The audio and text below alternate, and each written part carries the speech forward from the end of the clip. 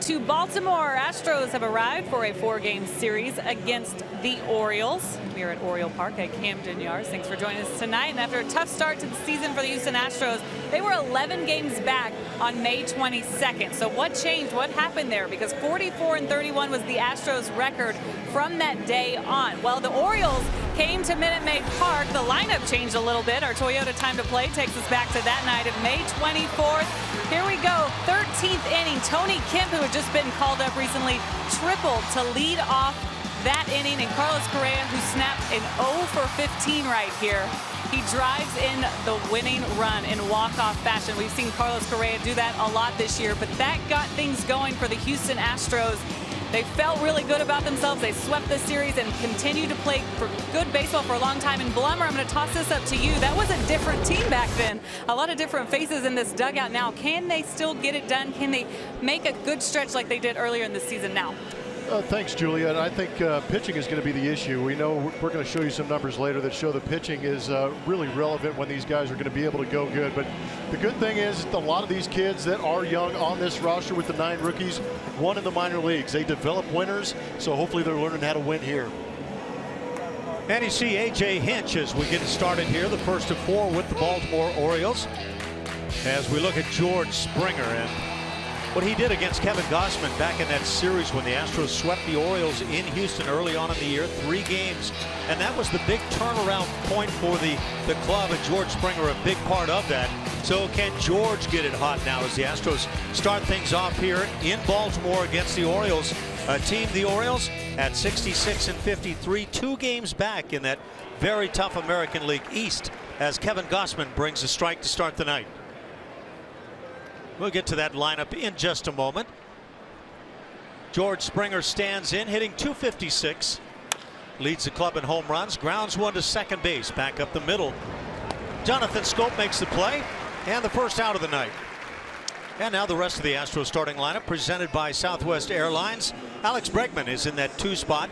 Almost to that 200 mark. Jose Altuve, Carlos Correa, Marwin Gonzalez in left field. Evan Gattis on his birthday. He's now 30. He's the DH. A.J. Reed, Jake Marisnik, and Jason Castro wind out the lineup. Oh, man.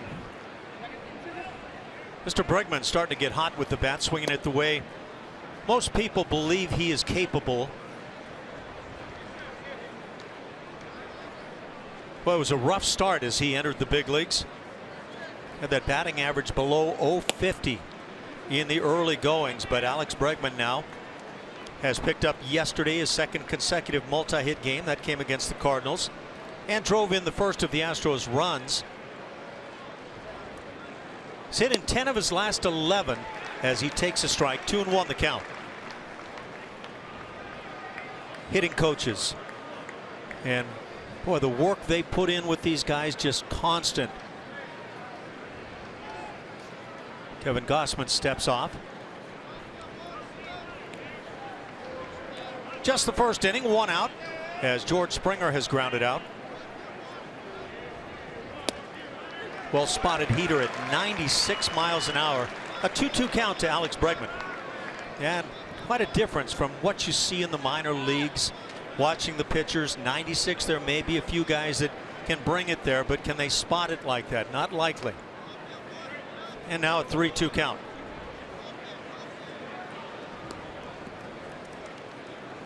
In that 11-game span with Bregman hitting safely in 10 of those games, he's hit .313, going 15 for 48. 5 doubles, has that first major league home run already, and swings through the heater at 96. So a couple of outs, first strikeout on the night for Kevin Gausman. Seen the fastball off Gausman around 94 to 96 miles an hour. As you look at his season totals, he's only faced the Astros once in his career on May 26th. He took the loss going 5 innings, giving up 4 earned runs. He gave up 3 bombs in that game.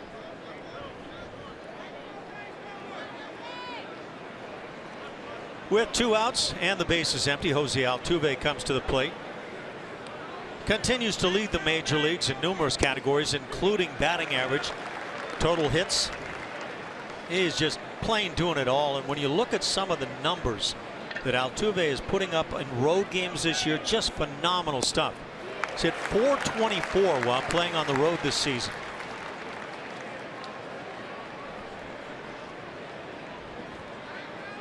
.424, .450 on base percentage. Numbers that, quite frankly, don't make sense. to those of us who have played, those are hard to imagine. It's like a good day in batting practice for a lot of us. Taps that curveball foul back to the backstop. 1-2 the count on Jose, in pursuit of a second batting title on his career. A couple of years ago, hit .341 to win the batting title. Had a big day on the final day of the season in New York against the Mets. A couple of hits, a double in his final at bat. Hits it down the left field side, foul. Been a lot of great hitters, Blummer, but have you seen anybody that can handle both sides of the plate, up and down and off speed and hard, as well as Jose Altuve? Yeah, most of them have that Hall of Fame moniker next to their name. Changeup got him. A couple of strikeouts for Gausman in a 1-2-3 first inning.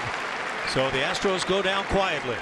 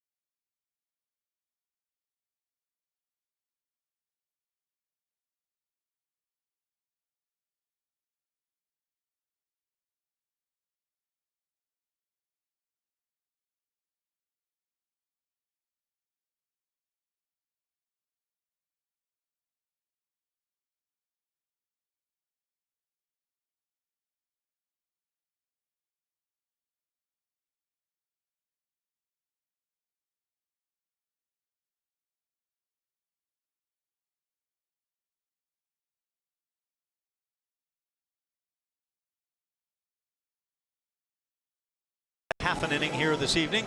First of 4 with the Baltimore Orioles. We've got some Astros fans on hand as we look at that Buck Showalter lineup for the O's tonight. Adam Jones in the top spot, followed by left fielder Hyun-Soo Kim and Manny Machado.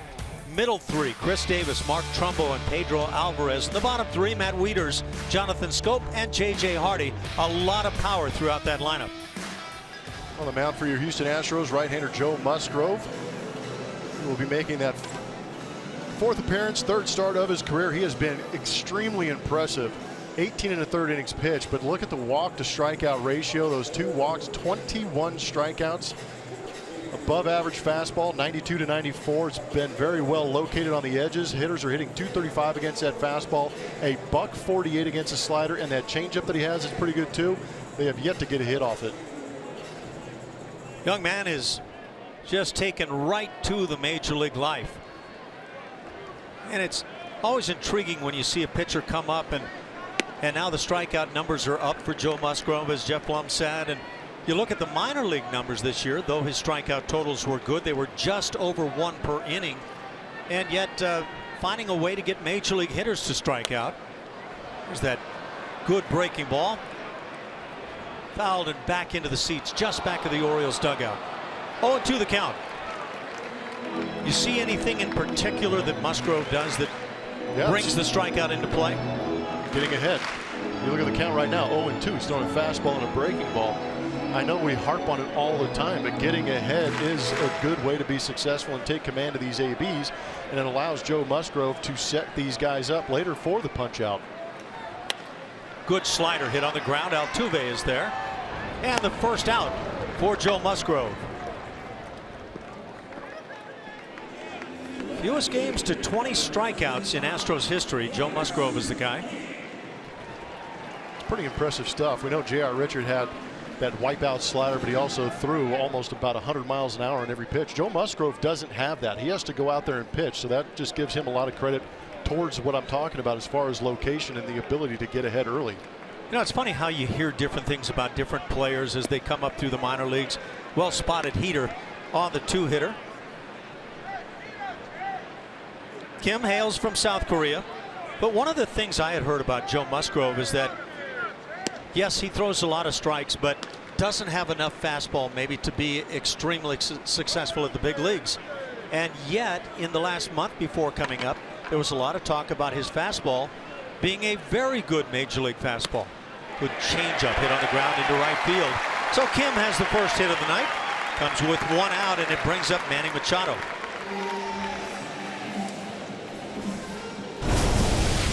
Look at some of those strikeouts from Joe Musgrove. Did a great job up there in Toronto.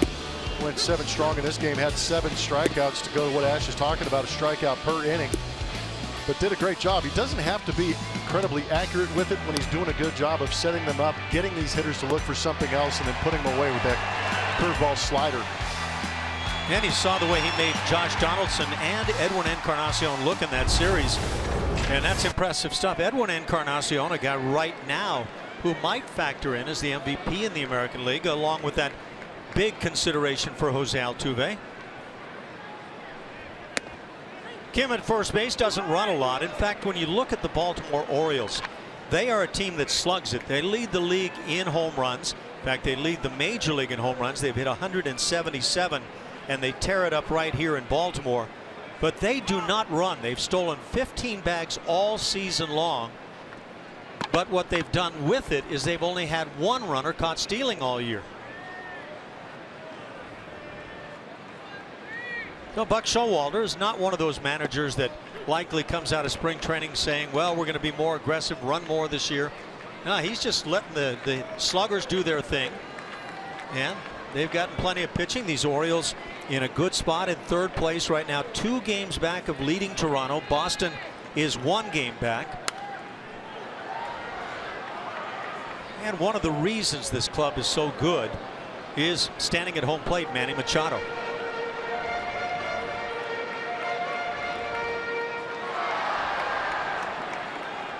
When you look at the Orioles in terms of the home runs, they've got 7 hitters in double figures already. Mark Trumbo leads with 34. That's tied for the major league lead. Already mentioned Edwin Encarnacion of the Toronto Blue Jays. He also has 34 home runs, and he has already gotten to 100 RBIs.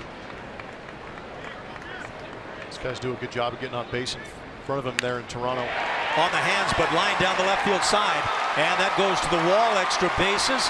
Here comes Kim to 3rd base. He'll be held there as the throw comes back into second. A.J. Reed alertly covering behind the bag. So with 1 out, a single by Kim, Machado with the double, and the Orioles are set up for something here in the 1st. Did their homework on Joe Musgrove as we look at the location of that pitch on our strike zone. Brought to you by M.D. Anderson. Credit Manny Machado for bringing those hands in nicely to get that barrel on that baseball and drive it into that left field corner. And again, Marlin playing left field today. Doesn't play out there all that often. That's why that throw might have come into second base instead of trying to make sure you keep that lead runner at 3rd base. And now the big guy at the plate. Chris Davis has hit 25 home runs.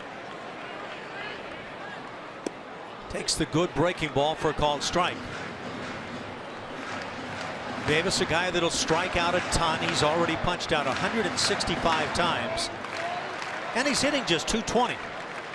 But he hits the long ball, drives in runs, 63 RBIs. Ball on a strike on Davis. They call him Crush Davis here in Baltimore.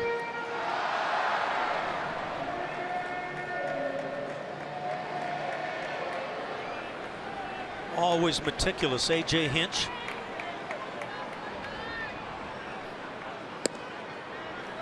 Musgrove with a couple of fastballs after getting ahead, missing close on that outside edge. 2-1 the count. Orioles with a couple of hits here in the 1st inning.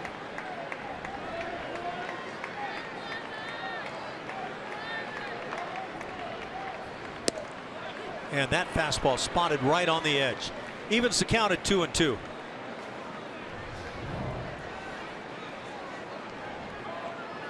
Well, you want that one all night if you're a pitcher and catcher combination. Not going to get that. Maybe the coin flip.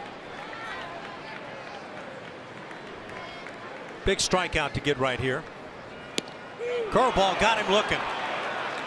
Outside corner. Davis doesn't like the call, but for Musgrove, a big second out. Yeah. Joe Musgrove doesn't care what Chris Davis thinks about it as long as that pitch is being called, and he's going to continue to work that edge. I think that was beautiful right there. Home plate umpire tonight, Bach and Bob Davidson. Dan Iasanya down at first. Dale Scott is at second. He's the crew chief, and Lance Barnett is at third. So now 2 outs. First base is open as the major league leader, co-leader in home runs, stands in, Mark Trumbo. What a year he's put together here in an Orioles uniform. 34 dingers, 85 RBIs.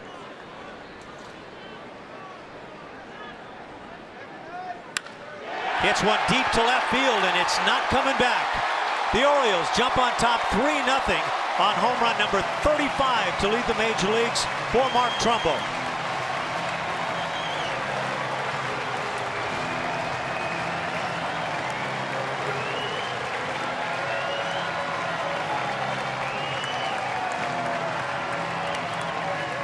Talk about location being an issue. Joe Musgrove really good at it, but this one right here, a mistake left up. Mark Trumbo in this ballpark knows exactly what to do with it. That is a fastball that missed its spot and leaked right back into that inner third. Pretty interesting to see Trumbo. It looked like he basically went with no stride. Boy, he has found his stroke again after struggling good parts of last year. Brings up Pedro Alvarez. So already 3-0 Baltimore. That means the Bats have got some work to do tonight.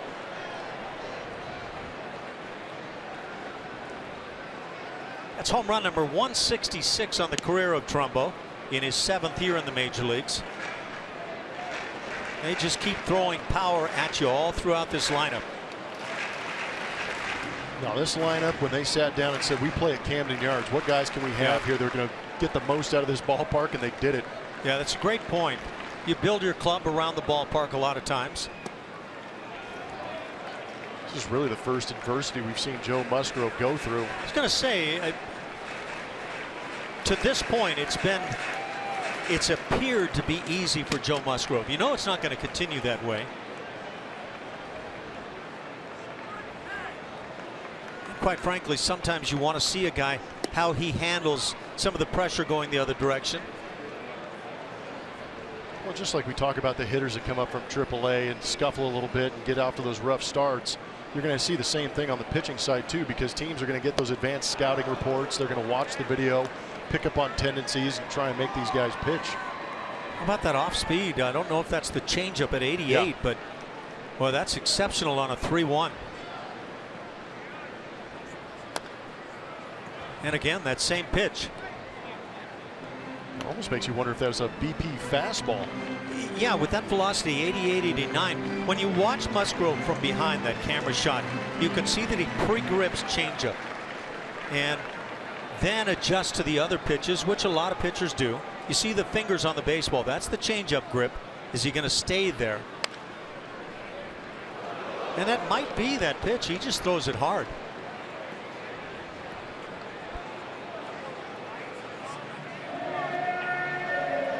Another 3-2 count. Alvarez the DH for these Orioles.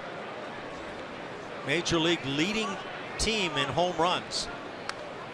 Brings the high fastball. I don't know, at 89. Could that be the fastball? I mean, when I've seen Joe pitch, it's been easy 92, 94. Yeah. And watching the first swing from Alvarez on the 88 looked like he was way out in front, as if he had been fooled. I guess sometimes you can gear up a little too much on a heater. Ideally, that would not be the normal fastball for Joe. Little chopper stays in fair territory. Musgrove bare hands and makes the throw. A.J. Reed adjusts, and that'll do it. But the Orioles get 3 on home run number 35 for Trumbo.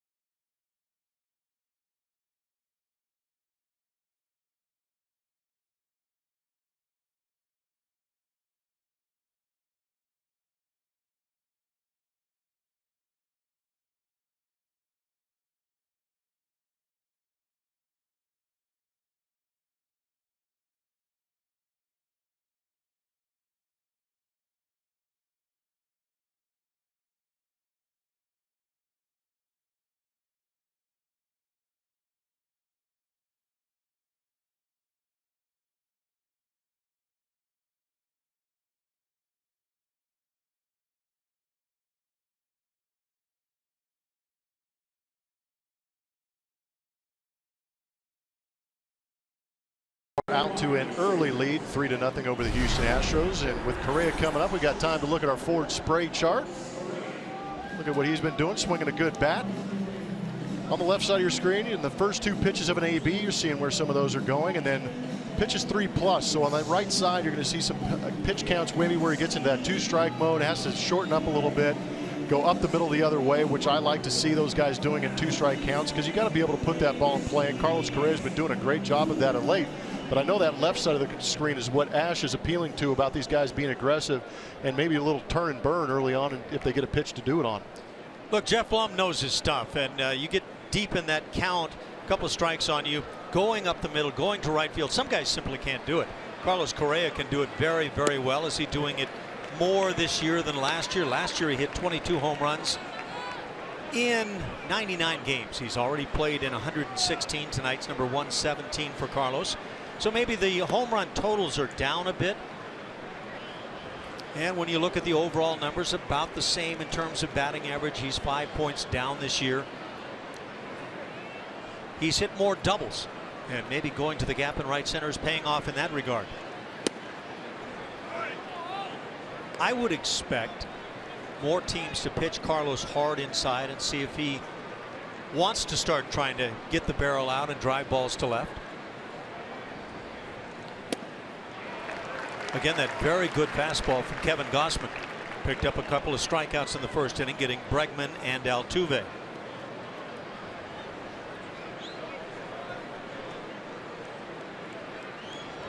Marwin Gonzalez and Evan Gattis to follow here in the second. Boy, that's a good-looking changeup with sinking action. Third strikeout for Gausman.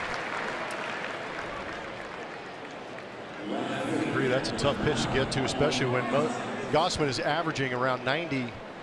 It's interesting to see that grip. Sorry, yeah. He's averaging right around 95 miles an hour on that fastball, but he has a changeup and a split finger. But the bottom fell out of that one. Yeah, that action was splitter-like, but yeah, I was trying to pick up in that Super Bowl that you see the finger or the grip on that. It looked changeup-like to me. Yeah, it's really odd when a guy throws both changeups, but frankly, it doesn't matter. It's that appearance you get at the plate. Marwin Gonzalez hitting .255. Been banged up recently, but still putting up some nice numbers. 11 home runs already for Marwin.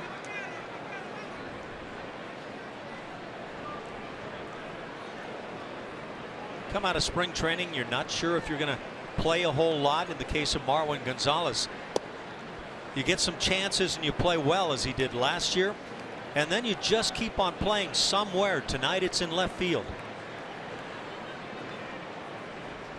Trey Hillman there alongside A.J. Hinch. That was that change once again. Marwin hit 12 home runs, a career high last year, and had 34 RBIs. He's just one back in the Ribby column. Well, that's a tough combination between that change and the heater mid-90s from Gausman.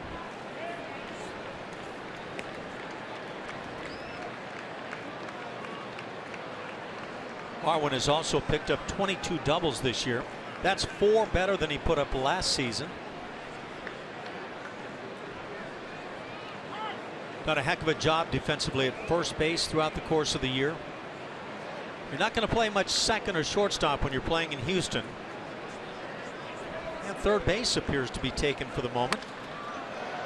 In the air, right field. Trumbo comes on. And the second out here in the second inning.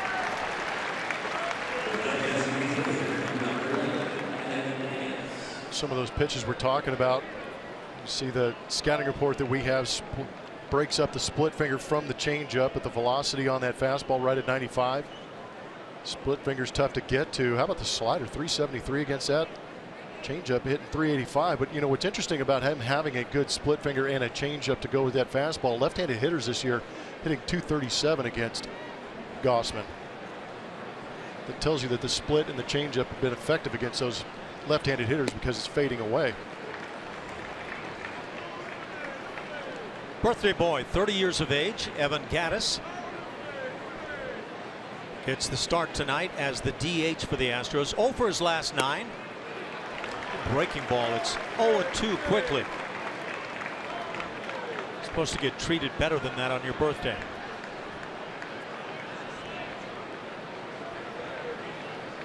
'18 home runs for Evan, 47 ribbies. We have already seen the long ball that hit by Mark Trumbo. His 35th on the year, leads the major leagues. 3-0 Orioles with that swing. And now a little tough time getting together with the signs. Gausman and Wieters get it together.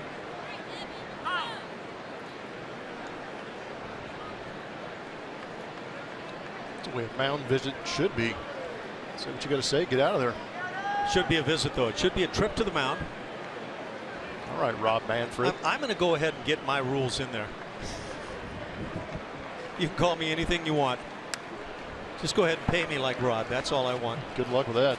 Or Rob, rather. Get that discretionary fund? Sure. I know we'd be eating better. You know what? Evan Gattis is just, let's see, on that home run column, he's 12 back of 100 right now. It's a tough mark to get to, isn't it? Yeah. I think it is. Well, you and I came up short. You came up just one shy. Well, I would say if they're only going to count regular season ones, come on. I know. I had a couple in the postseason. Yeah, see? They don't mean a darn thing, do they? Yeah, those are meaningless, right? Yeah. Yeah, they're so meaningless they don't enter the stats. Ground ball, left side, diving stop. Machado. He'll get up and throw in the dirt. I think Evan Gattis had that beat anyway, and should get an infield single, and that throw goes into the stands. So the Astros have a man at second base on what should be their first hit of the night. Eloso Blanco was getting it down the line. Yeah, he can run. We know all the triples he had last year, and sometimes a right-handed hitter, when he leans out like that and just kind of rolls it over, is already moving out of the batter's box, and Evan Gattis put his head down knowing he's smelling a hit right here, even with Machado laying out the good arm that he has. And I agree with you. That's a base hit and an error. So does the official score. By the way, you know that we are looking at the top 2 American League defensive clubs tonight. The Astros are number 1, the Orioles right behind them. And that error by Machado is not going to help the O's in their pursuit. Manny says, my bad, as A.J. Reed stands in and takes a strike at the knees. It'd be curious to me to see how they pitch A.J. Reed, because against Toronto he had a couple of doubles in that opposite field gap. Against the Cardinals he had a hit going to that opposite field gap on fastballs down and away. That error, by the way, number 8 on the year from Machado. That's a good figure down at third base. Let me give you one. At shortstop, J.J. Hardy has made 4 errors this year. Now, he hasn't played every game. He's played 72 coming in. That's a pretty good figure. I think those numbers can be skewed a little bit too. See, they're busting A.J. Reed in. I'm sure that's what the scouting report is saying. But J.J. Hardy, good shortstop, quality shortstop, going to make the routine play every time. But he does not have the range that a Carlos Correa does for me, or a Francisco Lindor, Xander Bogaerts. But he is going to make every routine play. He's going to turn every double play he can get his hands on. Well, you can name some shortstops these days too. Right? Yeah. 3-1 the count now on Reed, as waiting on deck is Jake Marisnick. First base is open.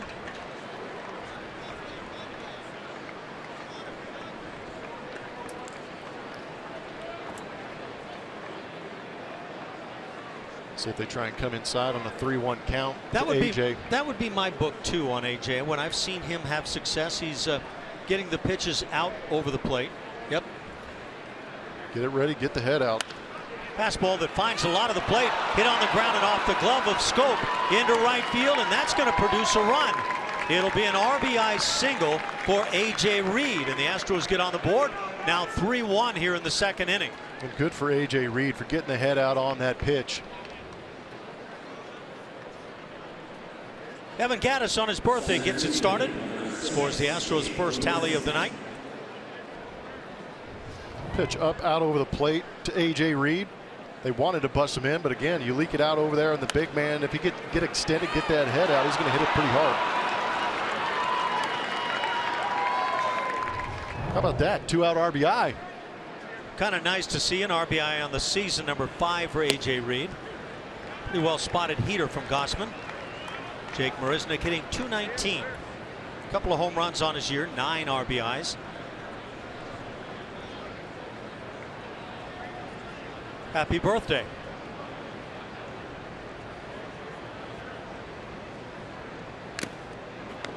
Got one to handle right there, though. Up in the zone at 94, tough to get to. Just the second inning. And as often is the course here in Baltimore, a lot of offense going on early.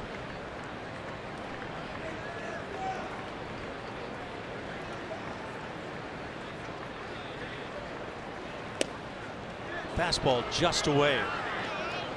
See 96 miles an hour already a few times from Kevin Gausman. Gausman had faced the Astros just once previous to tonight's game, and that came early this year at Minute Maid Park. Allowed 4 earned runs in 5 innings in that one. And Marisnick down on strikes. That's 4 on the night for Gausman. As we're through 1.5, the Astros on the board, 3-1 O's.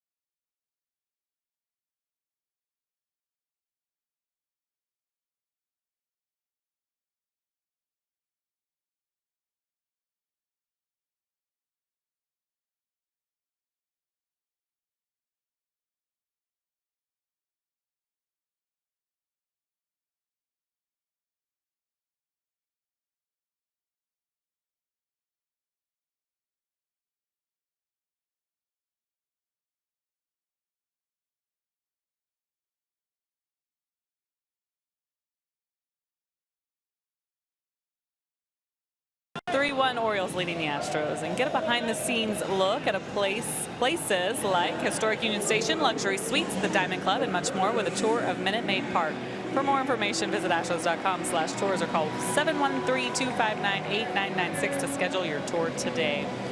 Joe Musgrove trying to bounce back from a 3-run inning there. We haven't seen him face a whole lot of adversity yet, so it'll be interesting to see how he responds. And, you know, A.J. Hinch was looking forward to seeing that with him. He absolutely loves his demeanor on the mound. He said he didn't care that Toronto hit a lot of home runs. In that game, he was so dominant because he went at hitters and he threw strikes, which is the same approach he was hoping to take against the Baltimore Orioles. And we saw the Trumbo home run right there. But if this guy continues to throw strikes, he'll be back on track in no time, guys. Thanks, Julia. As he gets an out on the first pitch here in the second inning. Matt Wieters grounding out to Altuve. With one out, it brings up the 8-hitter, Jonathan Schoop, second baseman. A guy who has turned into a pretty doggone good player with the bat in particular. 18 dingers already and driving in 62.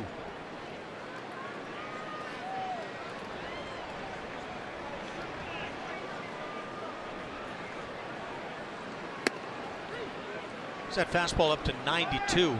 So we're not quite seeing some of the numbers approaching mid-90s from Joe Musgrove here this evening. Just his 4th major league start, and there's a rope into center field. So Schoop has a 1-out single. That'll bring up 9-hitter J.J. Hardy. There's a stinger right back up the box. Get a good look at it on our Supermo, brought to you by Mattress Firm. Like a 4-seam fastball just tailed right back over the middle of the plate, and that was barreled up nicely by Jonathan.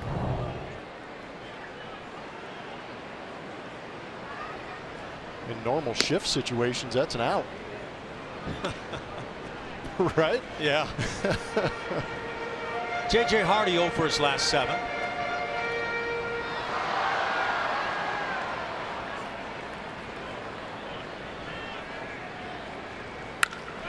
He lines one into left center field. That's in for a hit.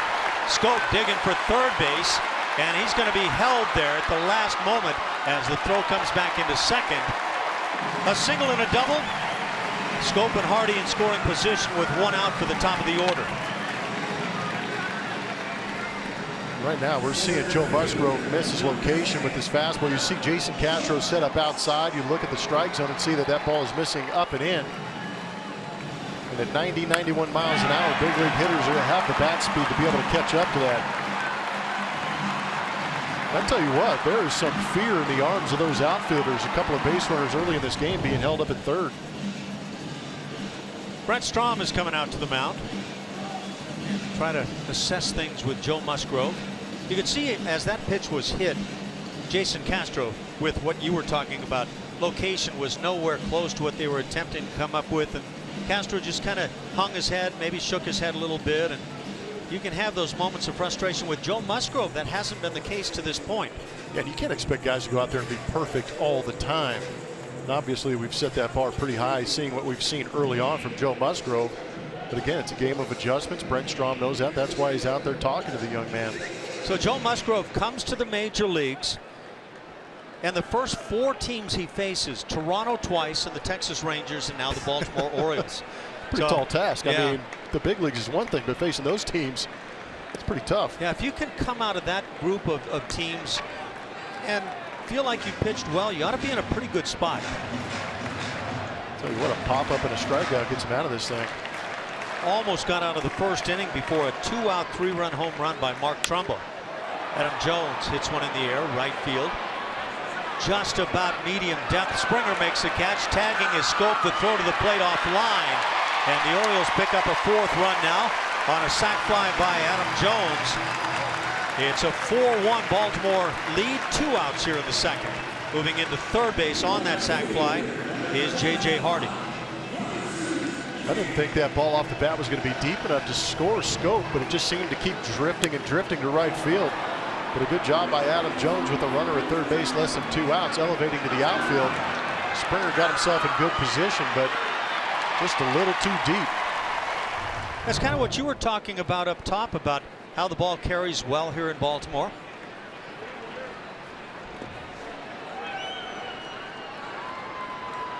Nice job by Castro to block that breaking ball. Soo Kim at the plate. Got it started back in that 3-1 run first inning for the O's. Grounded a base hit into right field. Yeah, this is not the biggest night velocity-wise for Joe Musgrove. And the O's making him pay early. That sac fly produced RBI number 71 for Adam Jones.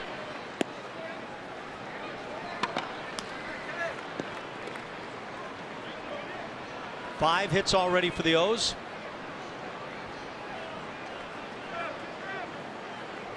For whatever reason, this ballpark produces a lot of home runs.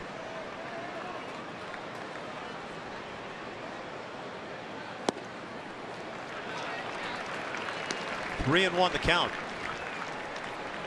Well, had some sink and some depth on it. I wonder, we saw a replay of Joe Musgrove in that Supermo of him releasing the fastball with a four-seam grip. That might be the one that runs up there around 90, 92. Wonder if that sinker he's trying to throw that two-seamer and getting some run out of it at 88. And there's Kim out in front. There's 81 miles an hour, and that could be the actual changeup. So I think maybe you're right. Maybe that pitch we're looking at 89, 90 is the two-seamer. Keep watching it, but yeah, that was a very good true changeup. Off the end of the bat, dunking in left center, and it will drop in front of Marisnick. Two-out RBI single, 5-1 O's, and they just keep on swinging it.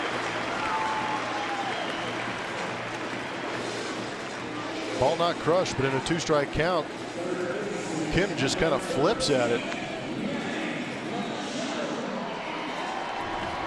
Watch the grip in our Supermo. You can see the circle made with the thumb and the pointer finger create that three fingers on the outside of the baseball, trying to get that thing down and away, but you can see elevated, allowed Kim to get the bat on it. Saw a little bit of the Ichiro style of hitting where the front hip doesn't fly open, and even though the body's kind of falling toward first base, enough left in the hands. So Kim's aboard. He's 2 for 2 on the night. Manny Machado at the plate had a double back in the first inning and scored run number 2. That came on the home run by Trumbo. That's the kind of location Joe Musgrove is going to need tonight, but already trailing 5-1.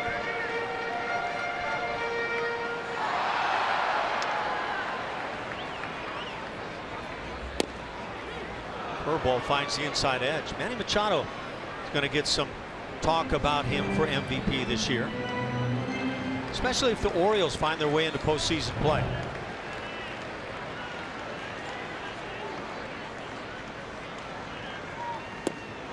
Breaking ball got him. That'll do it for the Orioles in the second inning. Strikeout number 2 for Musgrove, but the Orioles are on top 5-1.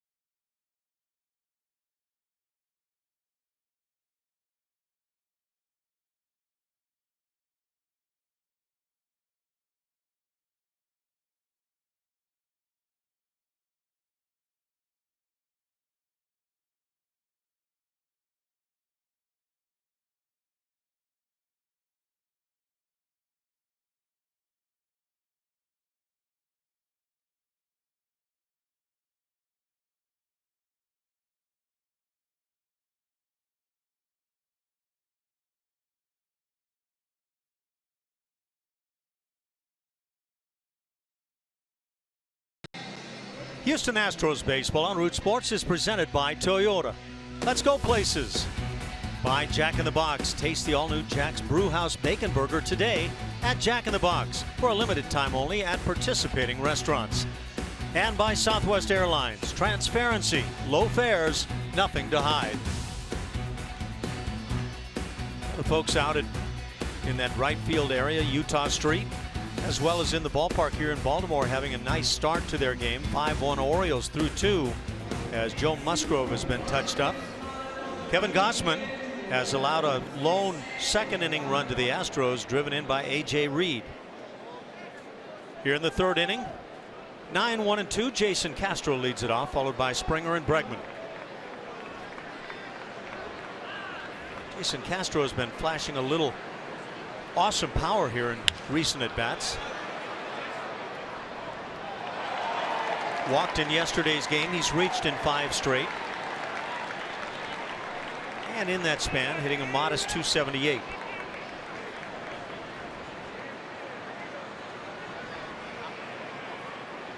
Homered in back-to-back games, one against Toronto, the other against the St. Louis Cardinals. Castro grounds out to start the third inning. One out for George Springer. Academy Sports and Outdoors and the Houston Astros are hitting home runs for Houston. We're talking about some road home runs here.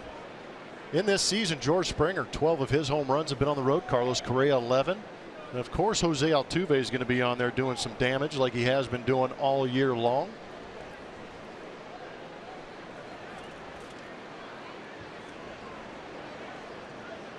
We have a fan asking, does a player have to be on a team that gets into the postseason to be an MVP candidate? No, but it certainly helps in terms of the way a lot of the voters will place their choice. Wasn't Cal Ripken one of the few guys to be an MVP on a last place team? Might have been. You know, I think of that year by Steve Carlton, lefty. Yeah. Won about 27 games for the Phillies, who won about 52 on the season. It was something crazy where he counted like 50% of their wins or something like that. Might have been exactly 50%. It might have been a 54 win season for the Phillies. And of course, he was an obvious Cy Young winner. But there is a bias toward guys that, oh yeah, at least for the MVP, that are a part of winning teams. That perception that if you were most valuable, you aided your team toward a big season. There's a huge argument for that guy right there. If he is not in this Astros lineup, where would they be?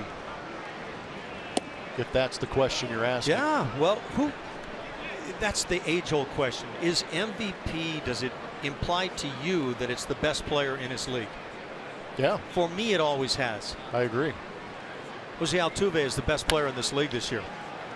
Two-hopper to third base off the bat of Springer. Machado makes the play.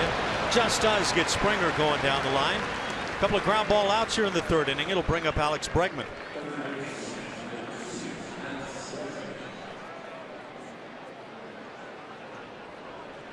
Would there be any appeal to you to have that award called what? Best player in the league? Yeah, what would you call it? Most important professional hitter in the league.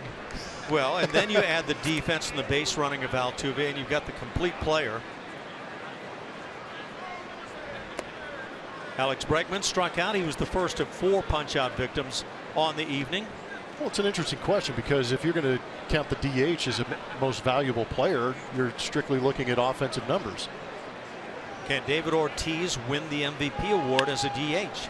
Ground ball to third, another two-hopper. Machado just casually makes the play in a quick 1-2-3 inning.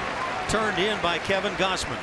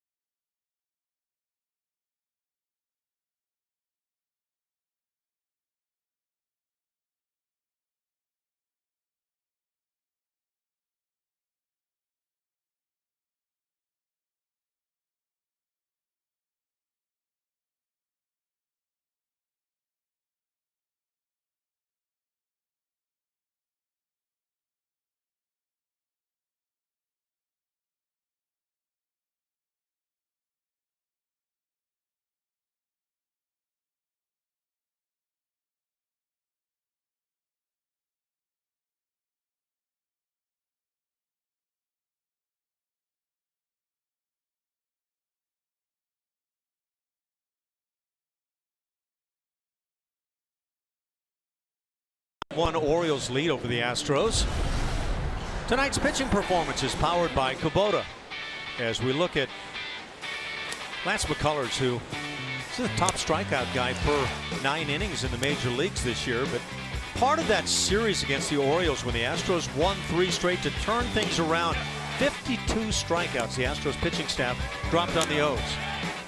And that was unbelievable to watch. I mean, it was 13 to 16 punch outs every game. There was an extra inning game in there where there was just an astronomical amount of swings and misses. That's actually what set these Astros off and got them on that big roll for a couple months too. Don't forget that. First 45 games, the Astros went 17 and 28, 11 games under 500. It was very unpromising, and then they turned it around incredibly so. And we talked about the numbers on the pregame show. Altuve is going to pick up that first out here in the inning as Crush Davis grounds out to Altuve. First out of the 3rd inning. It'll bring up Mark Trumbo. But yeah, that was just a terrific then portion of the schedule for the Astros in the next 42 games, and it actually went beyond that point. But now they find themselves with 42 games to play, and can they have one of those stretches again? Pitching just absolutely went off after that series against Baltimore. Well, I'll tell you one more figure. The Astros averaged 5.1 runs offensively in that next 42 games. So yeah, it's that combination that it's tough to put those together.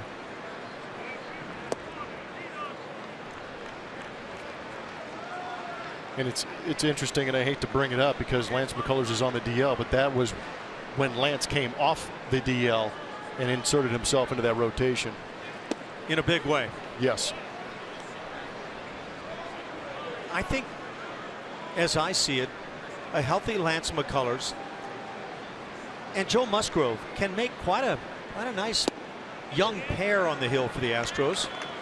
But they've got to be healthy, and Lance McCullers, right now, we don't know if we will see him again this season.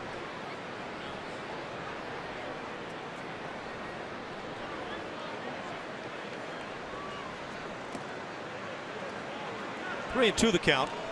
Mark Trumbo caught a fastball on the inner portion of the plate and launched it well out of here to left field back in the 1st inning. 35 bombs already for Trumbo.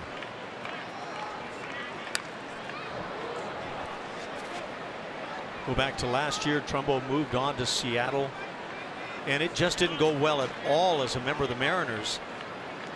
You kind of wondered, well, maybe the magic is gone. Well, he's found it again. Ball 4, a 1-out walk.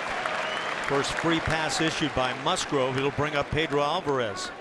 Jack in the Box is going to take us inside the box score to what Ash and I are talking about as far as starting rotation and the ERA and how that affects the team early on. Ash told you about that 17 and 28 record. You could see the team or the starter ERA right at 5.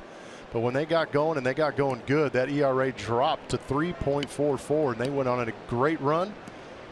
And then here in recent days, you see that ERA ballooning again and that team record going down. Shift on in the infield as Alvarez takes the ball. Alvarez grounded out to end the 1st inning. Nice play by Musgrove to get him.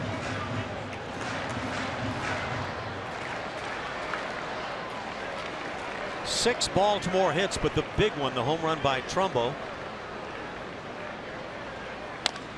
Ground ball hit to Altuve. They'll try to get 2. On to Correa, back to first. Dug out by Reed, and they do get the 4-6-3.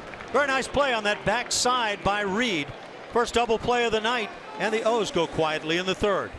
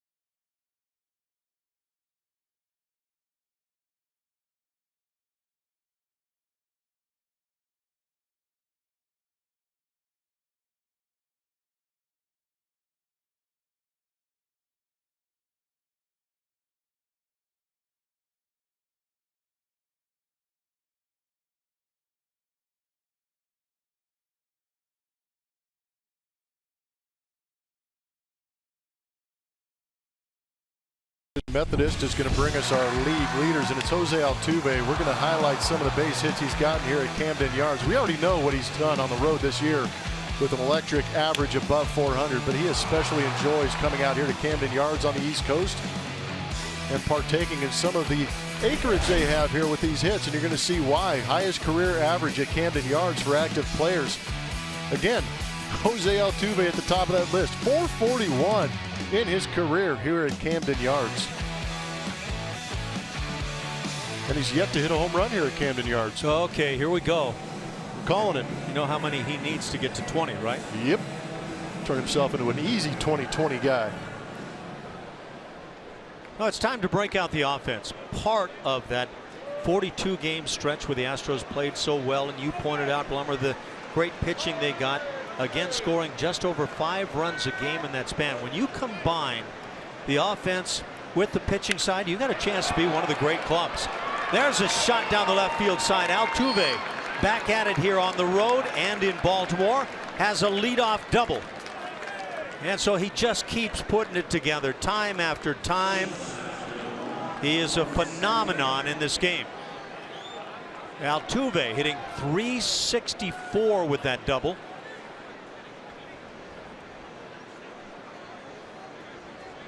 That's double number 34 for Jose. High five to Altuve for proving our little package about him right.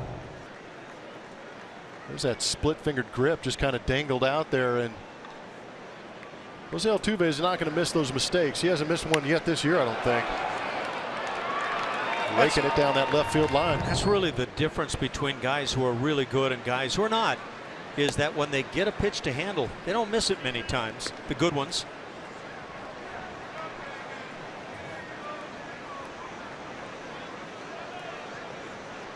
When you're talking American League, at the start of play tonight, Altuve came in at .364. He's right back there. Mookie Betts is second at .317. 2 balls and no strikes on Carlos Correa. Struck out to lead off the second. So that's a sizable spread between Altuve at the top and the next best. Yunel Escobar, Francisco Lindor right behind. David Ortiz has had a great year, hitting .312, 27 homers, 93 RBIs. Line shot backhanded by Machado. He tries to get a second out, but Altuve alertly back to the bag. And the first out on that line drive. A reminder, as you enjoy a cold one, to look forward to Miller Time later in tonight's game. Brought to you by Miller Lite. The Astros would like to see that kind of Miller moment. It was a year ago when Marwin Gonzalez hit a walk-off against Tampa Bay.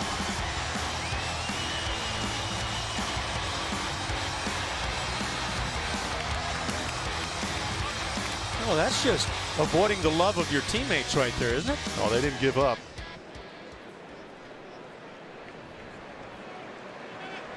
So Altuve still at second base, 1 out now. Marwin 0 for his last 7 as he flied out to right field in the second inning.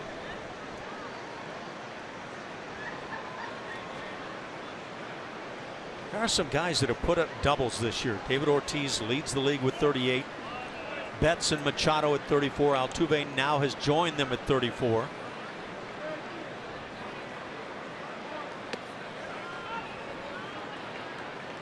So Altuve 4 back of the league leader David Ortiz with 38 doubles. It just feels like some of those top 10 lists as far as league leaders are concerned is Jose Altuve and then the Boston Red Sox. Yeah, isn't that the truth? It's unbelievable. That's a great offense, and they've been at the top of the league in runs per game all season long. I mean, they're going to end up, there's 3 guys in that lineup. They're going to end up hurting each other in the MVP voting because they're going to have to spread out the votes between 3 Red Sox, maybe. Okay, so I'll put you on the spot. Who's going to win the American League East? Toronto, Boston, Baltimore is the order of those teams right now. A 2-game spread. Toronto. Just judging on what I've seen recently. I think a lot of people would say that. 6 times, I think, 6 or 7 times in the last week and a half. But their pitching, their starting pitching was great. And what limited bullpen guys we did see were shut down guys out of the bullpen. And their offense still isn't firing as well as they'd like to see either. Well, they've got 2 really big guys, Edwin Encarnacion and Josh Donaldson, the reigning MVP. And then there's Jose Bautista. Can he find his game again? Tulowitzki shows up every now and then. Yeah. Michael Saunders has had a drop off after the All-Star break, but he has been a huge force in that Toronto Blue Jay lineup. Michael Saunders, the guy who made the All-Star team when George Springer was getting all that vote. One out here in the fourth. 5-1 Orioles. It's peck-away time right now. You get a leadoff double, and you psychologically, you have to say to yourself as a team, we've got to score that run.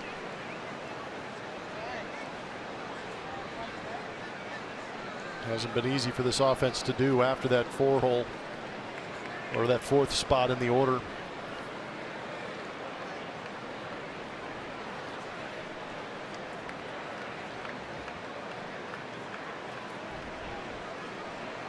You know, a lot of people love the bunt and wonder, well, why didn't you bunt him to third base? With Carlos Correa, I don't think so.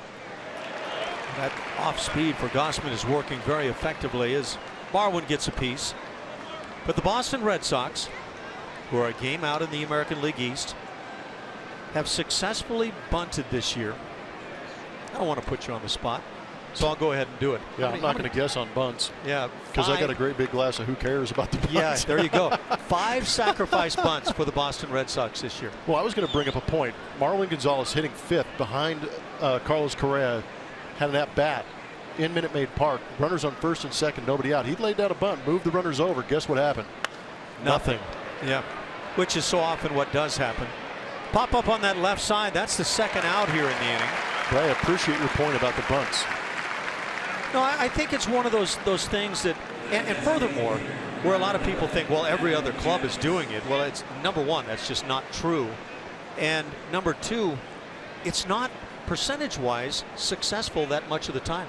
I believe it's just in that 55% range where teams try to lay down a bunt and it's successfully taken care of. Well, how about looking at how many times you bunt successfully and how many times those runs score? Yeah. You give up an out in the process.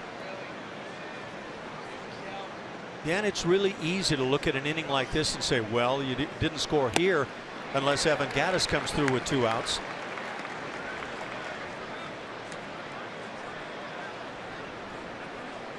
But it is the philosophy of the game. And again, the Boston Red Sox have dropped down 5 sacrifice bunts this year. The teams with the most, Kansas City Royals and LA Angels of Anaheim, 2 teams that are not going to be in postseason play this year. 31 sacrifice bunts for each one of those clubs. Gattis with a 1-1 count. And we talked about, you know, the makeup of your team. The Boston Red Sox are not a team that is going to play small ball. They are a team that is going to high on base percentage. They work their at bats and then they drive the baseball. Look, they've been the highest scoring team in the league this year, and they've done it because of big innings. Teams that score a lot have big innings, and that's why they don't give up out for a sacrifice bunt. One thing you find in this game, among many, is that the team on any given night who has the biggest inning on the board usually wins the game. Would you agree? Yeah. No, I've been on plenty of ball clubs and plenty of post-game interviews where you say, if you take that first inning out of the game, if you take that 4th inning where they scored 4 runs out of the game, we win the game. So it is usually that one big inning that comes to your demise. And in spring training, everything you practice is to eliminate the big inning. Yeah, that's true. You know, and I find it so intriguing that you can talk to just about every manager, every coach around Major League Baseball at some point during spring training. What is it you want to accomplish this year? Well, we want to be more aggressive on the bases and maybe hit the long ball, drive in runs when the opportunities present. Now the Orioles just simply don't even try to employ that running game. They just swing the long ball bats. Evan Gattis stays alive, a 3-2 count. What if you're a ball club that is scuffling? You're in a bad stretch and you get that leadoff double. Well, you know, I know it's a great question. It depends on the part of the lineup you're in, too. It's a great question, and I'll say this. On September 15th, you get in that final couple weeks of the season, you've got a chance for the postseason. You'll see a lot of teams lay down a bunt. We need this run right here. Fastball hit into left field, base hit. That'll score Altuve easily. Makes it 5-2 Baltimore. A second hit on the night for the birthday boy Evan Gattis as he picks up RBI number 48, and that leadoff double by Altuve does pay off. Well, the simple answer is just to go out there and get 2 out knocks. That's what the Astros have done to get those 2 runs on the board. Thankfully, you got to pick each other up. Yeah, if you could only hit 450 as a club with 2 outs and runners in scoring position. That'd be some kind of special. Take advantage of it when you can. How about Evan Gattis on his birthday? Number 30 for Evan. He has scored a run. He has driven in a run. Still 2 outs. A.J. Reed at the plate had an RBI single in the second. Grounds 1 to first. Just a step to the bag for Davis, and that'll do it for the Astros. But they get a run, a couple of hits. 5-2 O's.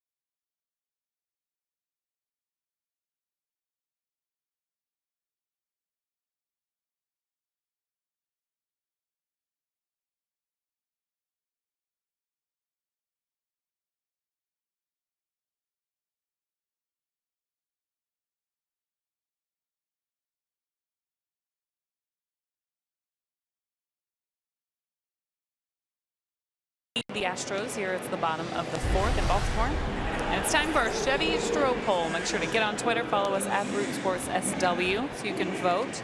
Today's question, who do you think would be the most fun to hang out with on this Astros club? Evan Gattis, Jake Marisnick, Dallas Keuchel, or George Springer? Those are some personalities right there.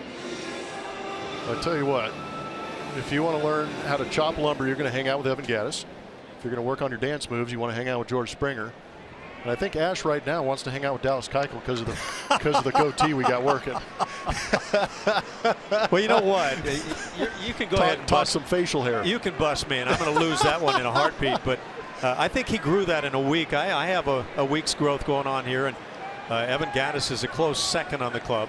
You maximized your time away. I like it. You know, I had very little to do, and so I did all I could do to be a part of this hairy bunch. As the first pitch is taken for a strike. I was actually going to say hang out with Jeff Blum. I mean, there's just no more out of life you can get than doing so. Oh, yeah. Never a dull moment. Rake down the right field side to the seats. Counted 0-2. Matt Wieters, the switch hitting catcher at the plate. 0 for 1 on his night. So you're saying there's motive in who you want to hang out with, right? Well, you got to get something out of the relationship, don't you? Yeah, that's one way to look at it. What can you bring to the relationship? Yeah, not much. Yeah, except honesty, right? Yeah, I got plenty of that left.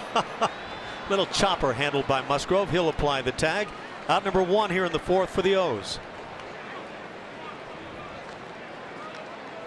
Didn't you hate that moment when you were running up the line and getting ready to be tagged? And you just want to go all Alex Rodriguez on the guy.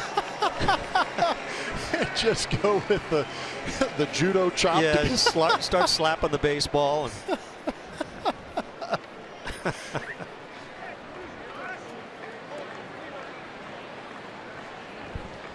Jonathan Schoop comes to the plate, had a solid base hit and scored run number 4 for the O's. That coming in the 2nd inning. That might have been the worst thing about being a left-handed hitter is you get that down and in fastball and you barrel it up and you hit a one-hop scud right to the first baseman. Yeah. And all he does is put up his hand to the pitcher like, I got it. Yeah, I can handle this guy. Yeah. You're just in a slow trot. How about the pop-up to the catcher where there's just nothing you can do. That's another time the judo chop would come in handy. Yeah. Here's the pop-up on the left side. Bregman runs out of room. Joe Musgrove was going to come over there and take care of business if needed. Good range. You know what? On a pop fly like that, I think you pretty early on realize that's back in the seats. You know what we call that? That's over hustle. Eye wash. Yeah, well, that's true. I'd rather see eye wash than things that go the other direction. Yeah. Eye wash meaning, of course, that you're going to make it look right. Hanging breaking ball raked into left field. Schoop has his 2nd hit of the night. He's aboard with 1 out as J.J. Hardy comes to the plate.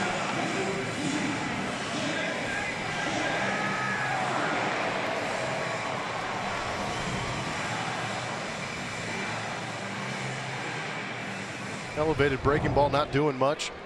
Schoop's been swinging the bat well of late. J.J. Hardy hitting .273. Not much in the power department this year, but shortstop who in the past has hit pretty good figures in long balls.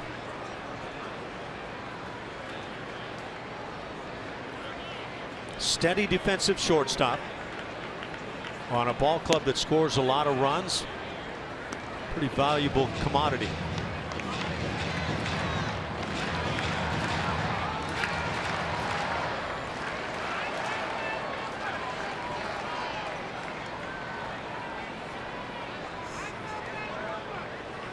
The Astros have turned 1 double play on the night.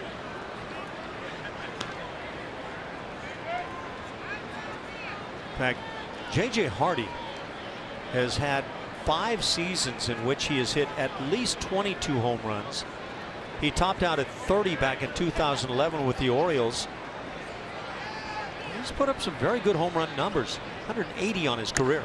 Breaking ball launched deep to left on a line, and that gets out of here. And so you talk about it, and Hardy comes through with it. Number 181 on his career, a 2-run shot. And the Orioles extend their lead to 7-2 here in the 4th inning.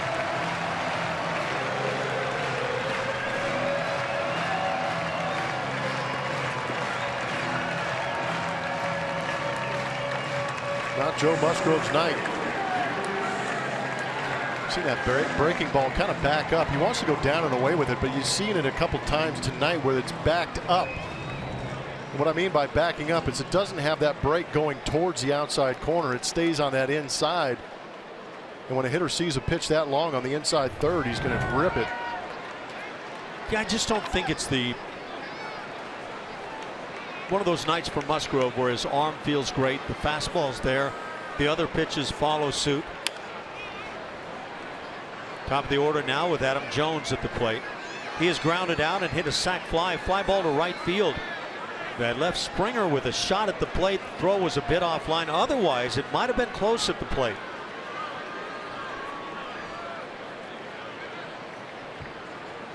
.23 home runs for Jones.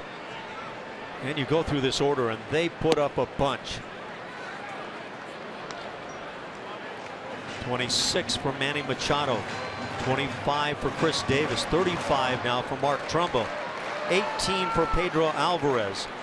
18 for the 2nd baseman, Jonathan Schoop. Oh, my goodness.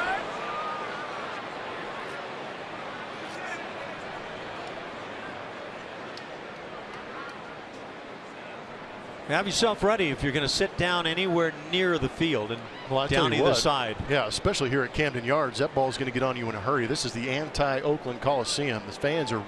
It's a very intimate ballpark here. So the guys all bailed and the young lady takes it, huh? Chivalry. It's not dead, I told you.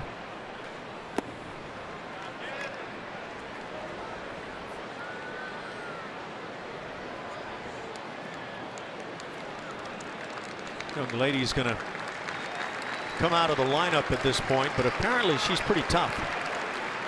We'll throw some ice on it. She'll be right back. Chopper goes foul.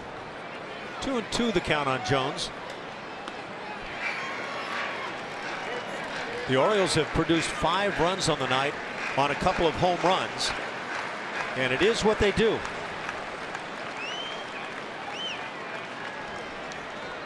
And in particular here in Baltimore, it's 92 home runs they've hit on their season right here. Ground ball left side. Correa circles, throws on the run perfectly to get his out. 2 down here in the inning. It'll bring up Kim, the left fielder. Follow Astros baseball live with MLB.com's At Bat app. Stay up to the moment with Game Day, StatCast, live highlights, and more. Even at the game with Minute Maid Park's new Wi-Fi. Download the app for your phone or tablet now.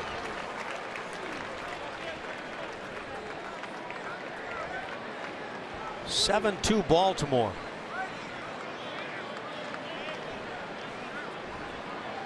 So this is what the big leagues are all about.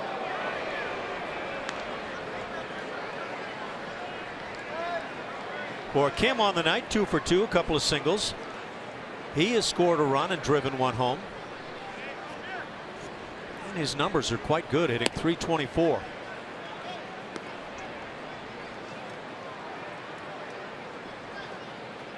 Yeah, if you're going to top out about 90 to 92, which is right in that average major league fastball zone, you better be really sharp.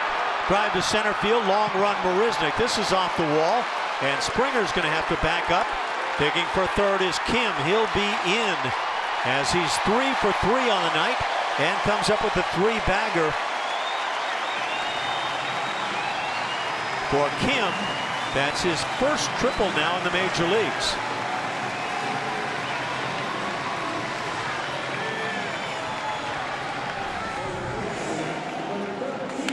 Ball was hit well. Jake Marisnick got a good jump, but again, with the left-handed hitter up there, more often than not, we're going to see that Astros center fielder playing to the left field side of second base. That was a long way for Jake to go. Gave it his best effort. Sometimes on defense, you feel like you try and put out a little extra effort to try and make that play, but in doing so, he overran that ball off the wall. Manny Machado's 1 for 2 on the night. Had a first-inning double and scored a run.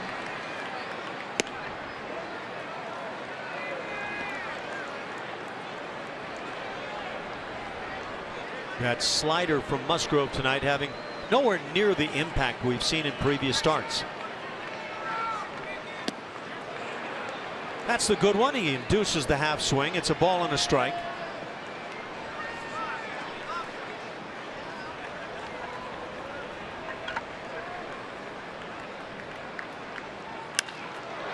In the air. Marisnick will glide to his right and put it away. That'll do it for the Orioles in the 4th inning. But they add 2 more on the J.J. Hardy dinger.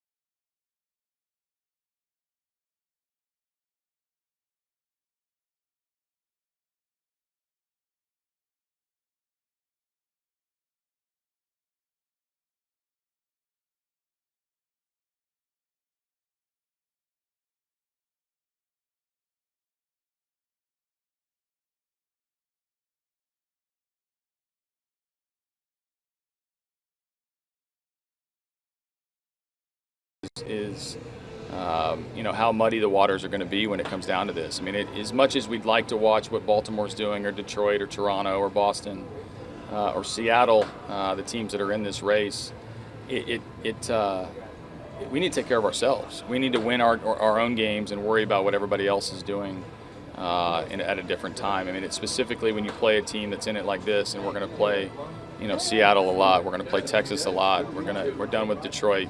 We're done with the East. So it feels a little bit more important because it's head-to-head, and you can directly impact the teams that you're competing with. Geico quote of the day there from the skipper, A.J. Hinch, talking about not just the rest of the season, but starting with these Baltimore Orioles, a team they're looking up at in the wild card standings, and now down 7-2 in this one, Ash. And you were talking about teams that have come back and done incredible things in 42 games earlier in the broadcast. Yeah, thanks, Julia. And it's going to take some incredible play by the Astros down the stretch. 42 games to go, counting tonight's, as Jake Marisnick grounds out. Nice play by Manny Machado, a guy who's made many a nice play. But I think AJ is realistic about things, but at the same time, he is a grinder. He is ready for every night's game. No, he's a grinder, and he also encourages these guys, but I think he also understands, other than those, the big three at the top of the lineup, you're going to need some guys to overachieve. You're going to need somebody to just go on an absolute tear, maybe 2 or 3 guys in the bottom part of that lineup to go off. I know that they're waiting for Valbuena to get healthy, who was hot until he got hurt. And then you've got Yulieski Gurriel, who has a potential that everybody says to get up here and do some damage. But I really think, other than those guys, you're going to need somebody or a couple guys to really just go out there and explode and do something they've never done before to help catapult that offense into scoring more runs. Yeah, clearly it's going to take more than just Altuve raking away the way he has. He's a big part of things, but Carlos Correa, it would appear right now, is going to drive in 100+ runs this year, and that's a big step forward in his career. Well, George Springer, he could finish with 85+ RBIs too, the way he's going. How many guys does it take hot at a time to make a club hot? I'd say at least 3. You need some guys on base, and then you need that one guy to drive them in. I've never seen a team that had 9 guys hot at a time, but you'll occasionally run into a club for part of a week that might have 5, 6 guys that are tearing it up. But it's clear, I think you're dead on with that offensive side of things. The Astros, these final 42 games, it's going to take some breakout performances, and Alex Bregman might be among them. High fastball taken just high on Jason.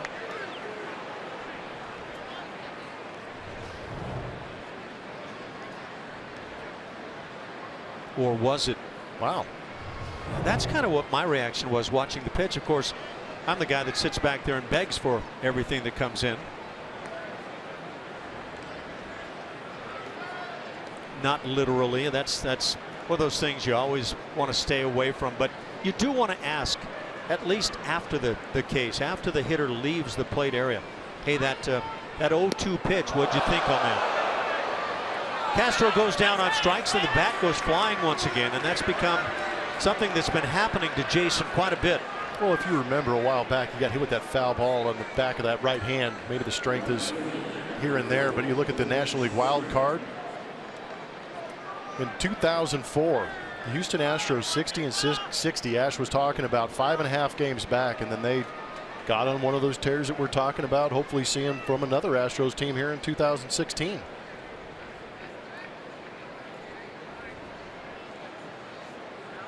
What a year that was. The Astros, and I don't remember which other year it was, as Springer launches one in the air to left field. When it comes down, it'll be out number 3.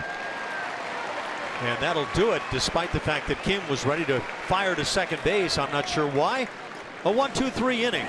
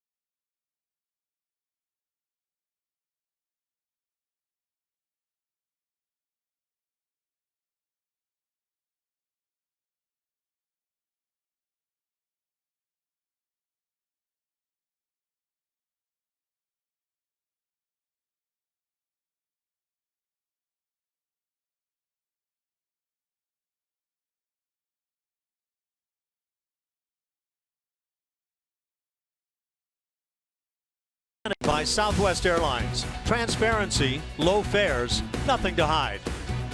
By HEB. No store does more than my HEB. And by Academy Sports and Outdoors, donating $100 for each Astros home run and $200 for each Correa dinger to Houston Children's Charity. Here in Baltimore, 7-2, the O's on top. We go to the bottom of the 5th inning. Orioles with 9 hits already against Joe Musgrove.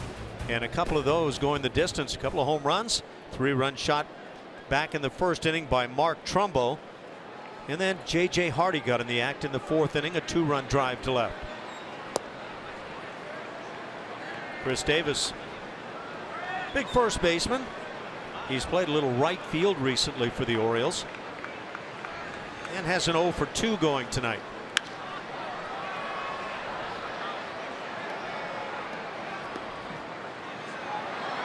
Plays a big part in that crush attack for the Orioles.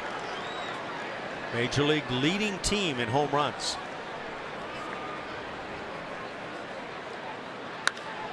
Hit in the air and deep to center field, but room for Marisnik. He'll glide back to the warning track. And out number 1.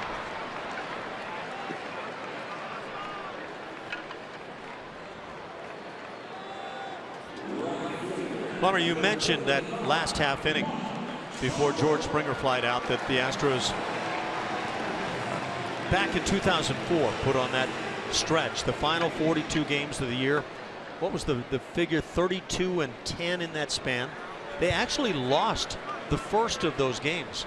So if the Astros were to lose tonight, it would be actually just keeping pace with that club. But that's, I feel, the kind of stretch this club is going to have to go on in order to get themselves back into the postseason once again. Ground ball hit to third, backhanded. Bregman has a strong arm. He'll get the out. 2 down quickly here in the 5th. Carlos Beltran was the Superman back that year and really became Superman in the postseason. It's not like he came on with the Astros and suddenly just carried everybody. But yeah, who's that Superman going to be if it happens for this club?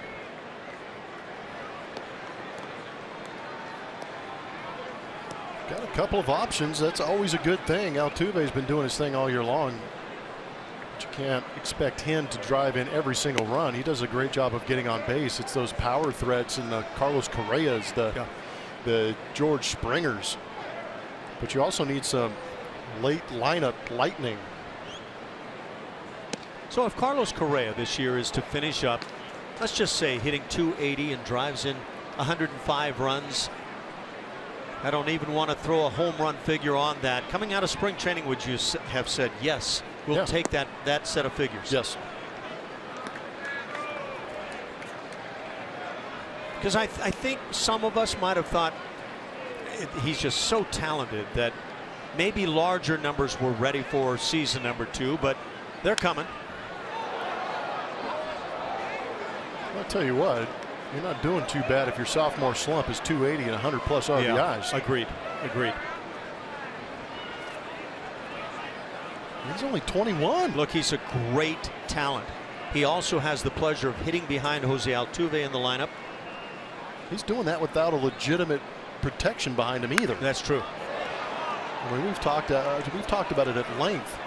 That 5 through 9 spot for the Houston Astros has been a black hole. Yep. So right now, as you look at things, who is the prospect to be the 5-hole hitter behind Carlos Correa? And you know AJ's been thinking that over. Edwin Encarnacion? Yeah, I guess. He's a free agent at the end of the year. Line drive into right center field. So a 2-out hit for Alvarez, his first hit of the night, number 10 for the Orioles. It'll bring up Matt Wieters. Yeah, that's a pretty good call.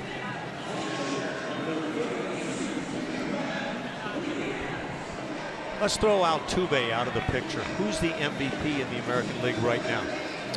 Oh man, Encarnacion, David Ortiz, that Mookie Betts kid is lighting it up. Yeah, and you know Xander Bogaerts has had a heck of a year. Betts has kind of overtaken him a bit here recently. Hot shot as Altuve goes to a knee to make the play, and that'll do it. A 2-out single is stranded, but the O's on top 7-2.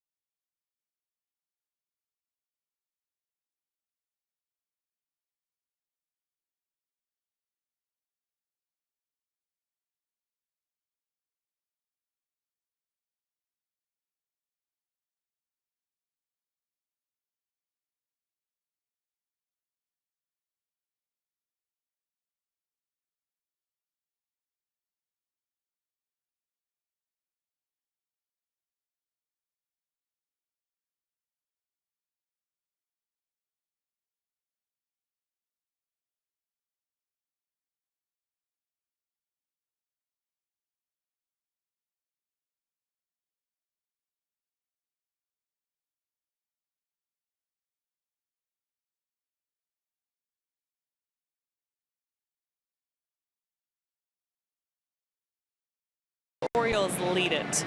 Kick off your weekends at every Friday night home game with the best fireworks show in town. And our next fireworks spectacular is August 26th and is 2016 Chart Toppers theme. For more info, visit astros.com/fireworks or call 1-877-9-ASTROS.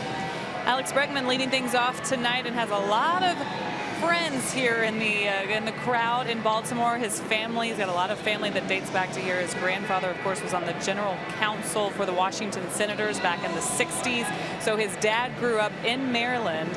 And so a lot of his classmates that he went to high school, his dad, of course, is who I'm talking about. They all wanted to come see Bregman in action here. His dad didn't get to make the trip, but Bregman is feeling the love tonight with those guys. And he also was forced to watch a lot of Cal Ripken Jr. growing up. He's a little young for Cal's heyday, but Dad made him sit down and make sure to watch one of the greatest ever play the game, guys.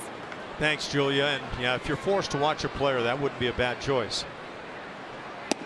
2 balls and no strikes on Bregman as he leads off in the 6th inning, and the Astros going to need some offense to happen here against Kevin Gausman. Down 7-2, they've been out, hit 10-4 on the evening. We're talking about some of the MVP candidates in the American League. I came upon an article from, well, it's actually the article by David Schoenfield, ESPN writer, but he brings in Dan Szymborski's current MVP predictions around the major leagues. Drive to center field, and this is hit a ton back at the wall. See ya! Bregman, his 2nd major league home run, and that gets way out of here. Some of that power that gave him 20 bombs on the minor league season. And the Astros had a run. It's 7-3 Baltimore. That's what I'm talking about. Put on a show for all your friends and family. That was a bomb. How about that? Going way back into the bullpen out there in center field. He is not a big guy by any stretch, and the 6 feet that they list him as on Astros.com might be a stretch. But size not needed with that dinger. Altuve at the plate. Altuve is 1 for 2 with a double and scored a run. Wow. That thing was launched. Well, that was simply a conversation killer right there. Yeah, that was getting to contact extremely quick and then absolutely launching through it. Altuve lays off that breaking ball. Anyway, he was saying Dan Szymborski lists the guys who right now in his mind have the highest percentages chances to win MVP in each league. He also does that with Cy Young predictions, and I found myself not buying in all the way. In the American League, he says the best percentage winner right now, percentage to win, is Mike Trout, followed by Mookie Betts and then Jose Altuve for the MVP award. Strike 3 called. Altuve caught looking. First out in the inning. It'll bring up Carlos Correa. Let's watch that home run once again by Alex Bregman, number 2 in the bigs. Man, center cut fastball. We've seen him squaring baseballs up here recently in the last week and a half. Getting back to that compact stroke, but that was a great job of getting to that fastball and unloading on it. Now you wonder sometimes, do guys really have the power that they display at the minor league level? But that would say that Alex Bregman has got plenty of pop in that smallish body. The Astros down 4, 1 out here in the 6th. Correa's 0 for 2. Towering into right center field. Jones takes over. 2 down in the inning. Watch how quickly he gets to this pitch. Fastball recognition, and then just that was perfection. Now, one of the things we've learned about Alex Bregman is he doesn't lack for confidence, and that can be a really good thing. Yeah, if you can temper that and use it to your advantage, it's a very good thing. Ground ball hit to the right side. Marwin will be out on the 3 unassisted. That'll do it for the Astros, but they get the run on the Bregman dinger, his 2nd in the major leagues, and this one goes a long, long way in the night skies of Baltimore.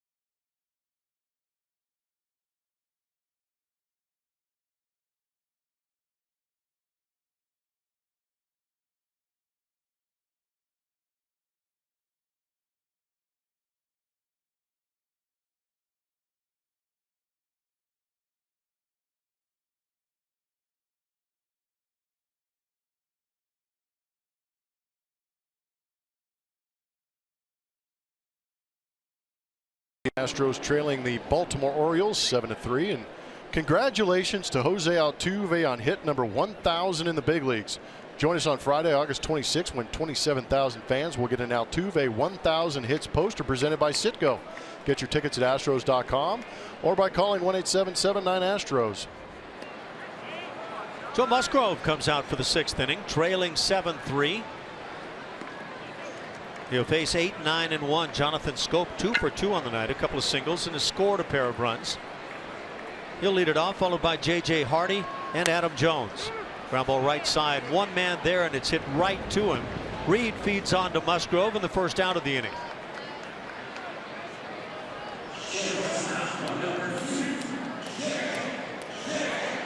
With one out, it brings up the 9-hitter, J.J. Hardy, who's had a night. 6 total bases. He's doubled and scored. He is homered, driving in a pair. Runs 5 and make that 6 and 7 coming in on that long ball, number 6 on the year for Hardy.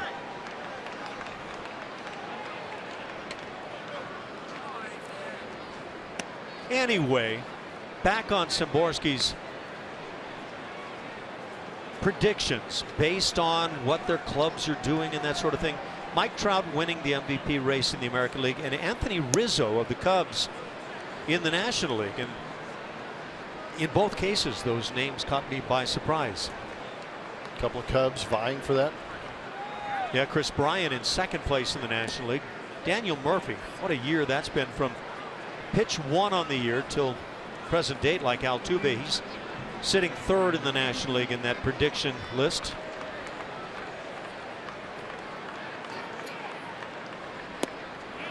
Half swing. Did he go through? They appeal. Palms down. 2-2 the count.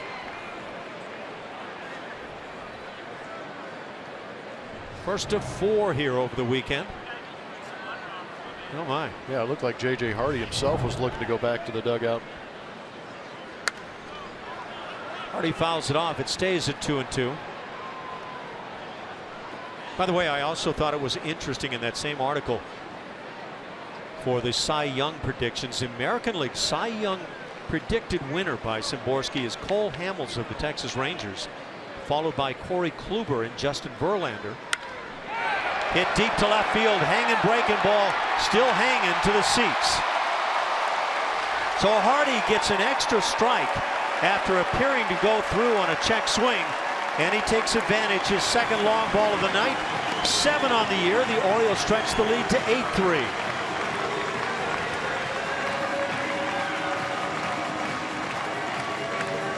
He is now the second hitter in this Baltimore lineup to go 3 for 3 in this ball game. Hyun-Soo Kim has 3 hits, and J.J. Hardy gets his 3rd hit on a home run. But we've seen it a lot tonight from Joe Musgrove.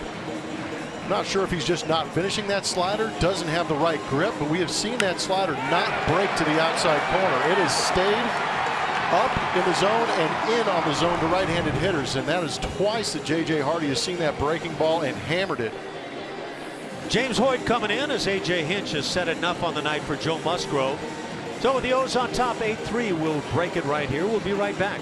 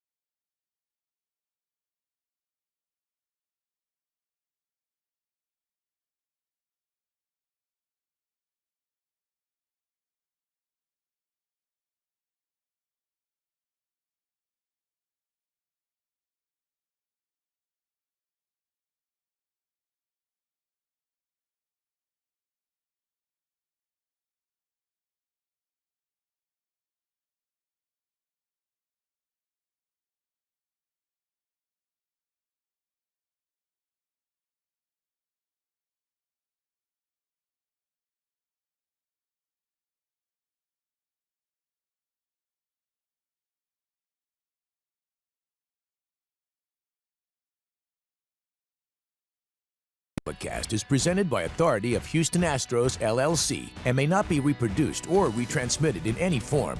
And the accounts and descriptions of this game may not be disseminated without the express written consent of Houston Astros, LLC.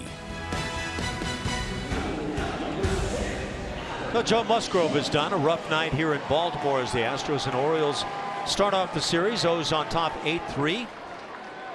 We're just in the 6th inning, 1 out, as Adam Jones comes to the plate and James Hoyt will take over on the hill. James Hoyt in those 8 games with the Astros, giving up 3 runs in those 8 innings pitched. Gave up a couple of big home runs in that Toronto series.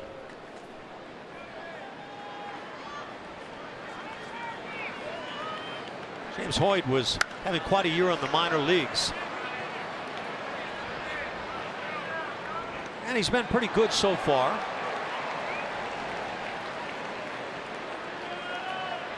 But as Joe Musgrove has found out tonight, this powerful Orioles lineup is a tough one to get through.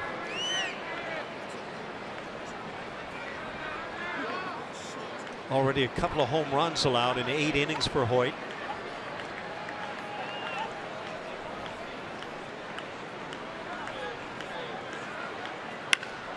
Ground ball left side. That's through past the diving Bregman. Another base hit. That's 12 on the night for the Orioles. And with 1 out, Jones aboard as Kim comes to the plate, 3 for 3. Kim with a couple of singles and a 3-bagger, his first in the major leagues. I heard about the Baltimore bats being a little quiet leading into this series with the Houston Astros, but they've exploded tonight. Anyway, let's just conclude that article we were kind of discussing. As you said, a lot of baseball still to be played and changes will be made, but I found those intriguing and maybe not dead on based on my opinion predictions. But the whole basis of the article was, can anyone top Altuve? And somehow he comes up with percentage reasons why a couple of guys might. But I would say if you're going to make the argument that a guy was so good that he can overcome the fact that his club did not make postseason play, and that's certainly a possibility right now with Houston, that Altuve is the guy that can overcome that obstacle.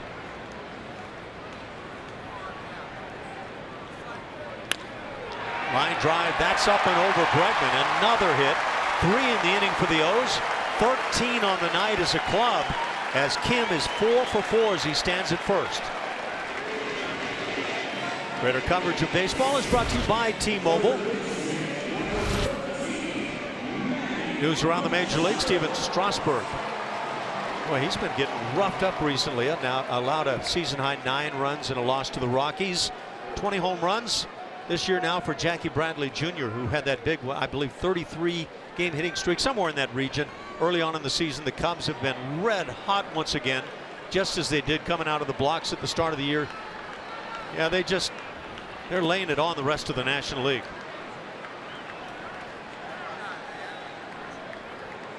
Are the Cubs that good? Yeah, I think so. Yep. See who's closing for them? Who is their closer now? Aroldis Chapman. Oh, that is correct. Yeah. Yeah, I'm saying they've got a chance. Has he gotten loose in a Cubs uniform yet? Yeah, a couple times, around 104, 105. There ought to be laws, don't you think? Oh man, yeah, speed limits can't hold him. Wait a minute now. We've been around the game a long time. I've never seen anybody that approached numbers like that. Is he superhuman? Could be. I heard he can outlift a lot of people on a big league roster too. There's a drive left center field, back to the wall, and this is getting out of here. A 3-run drive from Manny Machado, and the Orioles are piling on. 11-3 here in the 6th. 3rd long ball of the night for the O's, and James Hoyt comes on and immediately gives it up to the top of this order. Things have gotten just downright rude up here.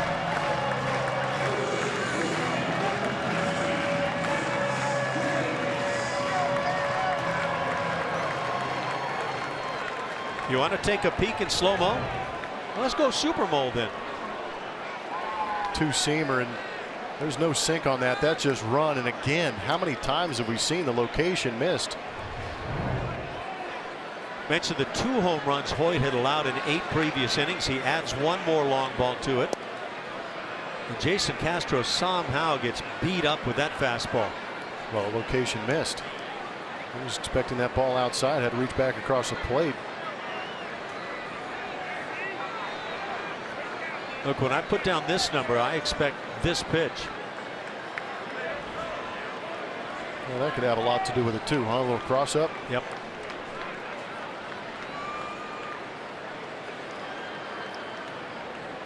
Well, it's one of those nights. 14 hits for the Orioles, 3 home runs. Can't say it's unexpected when you're facing the O's, but well, 3-game series back in Minute Maid Park. The Astros allowed 7 total runs to these low. Make it 4 long balls for the O's as Crush Davis launches one, and that's back on Utah Street. 2nd home run of the inning. Excuse me, 3rd home run of the inning.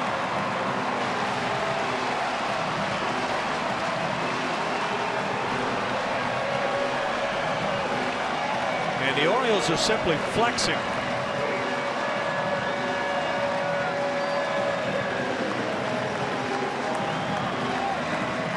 So let's call it 5 home runs for the Orioles tonight. Brent Strom goes out to the mound.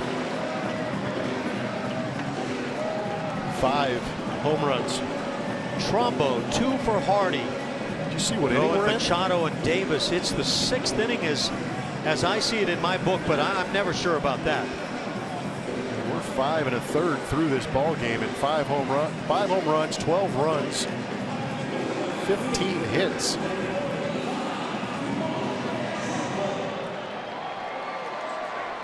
Now there comes a point in games over 162 game span where guys simply have to suck up some innings. You got to get some outs, and James Hoyt is in that spot right now. Astros have Tony Sipp loosening in their pen. There's that slider that really made Hoyt a guy that people were looking at this year in the minor leagues as being able to help the club. Yeah, it has been tough for James Hoyt, but it's been tough for Astros pitchers tonight finding the location to get outs. Mark Trumbo hit the first of those home runs tonight, a 3-run drive in the first inning. He grounds out, second out of the inning. An inning that started out with Jonathan Schoop grounding out to first. And since then, 5 consecutive hits, 3 of them left the yard.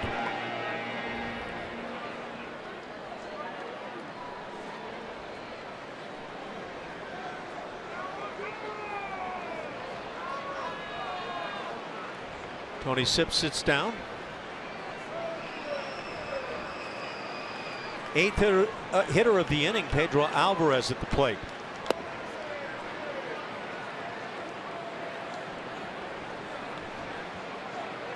A guy like Hoyt that had such a fine minor league season and really a believer in himself. Does he get rattled on a night like this and start to question whether his stuff is good enough? Yeah, you know, it's tough to play psychologist, but at the same time, he's a 29-year-old guy who is, we've heard the story. It's a great story about perseverance just to get here to the big leagues, coming through independent ball, going overseas, pitching in a bunch of independent leagues, but has found himself here in the big leagues, and it's a tough road.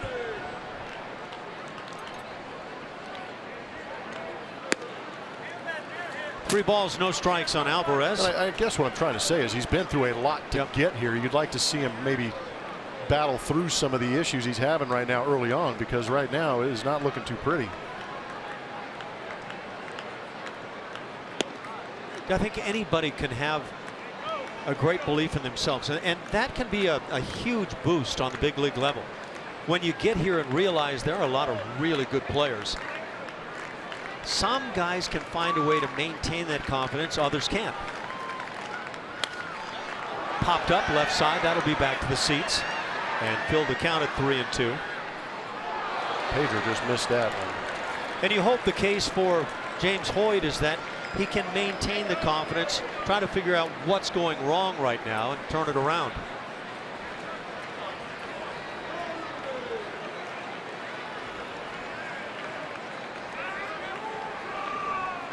I know Steve Sparks is a guy who loved the slider of Hoyt back in spring training.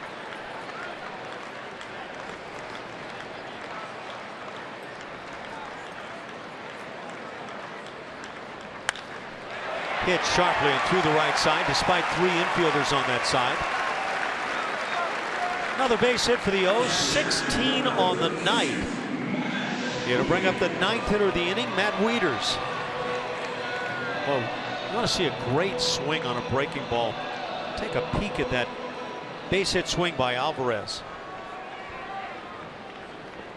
Hands stay up above the baseball, and then the bat just comes right down through it. Yeah, we've seen a couple of those tonight. Yeah, with 16 hits, that might be the case.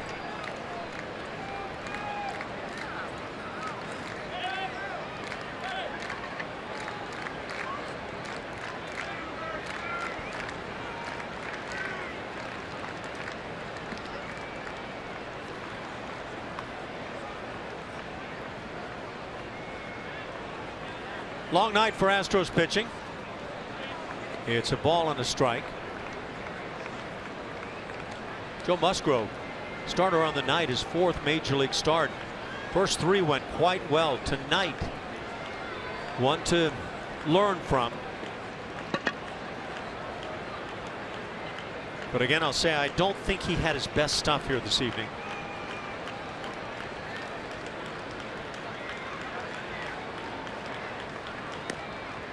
Changeup floats away. 2-1 the count on Wieters. And if you're going to get better as a big leaguer, you need to understand that you are going to have those bad nights and accept them. Yeah. You got to be able to learn from them. Yeah, accept them to the point that you don't allow it to destroy your confidence. Yeah. Don't accept them so that you can just so you can acknowledge the mistakes and try and correct them. Drive, a leaping grab by Bregman, and that'll do it as the O's go down anything but quietly in the 6th inning. They put 5 on the board. It's 12-3 Baltimore.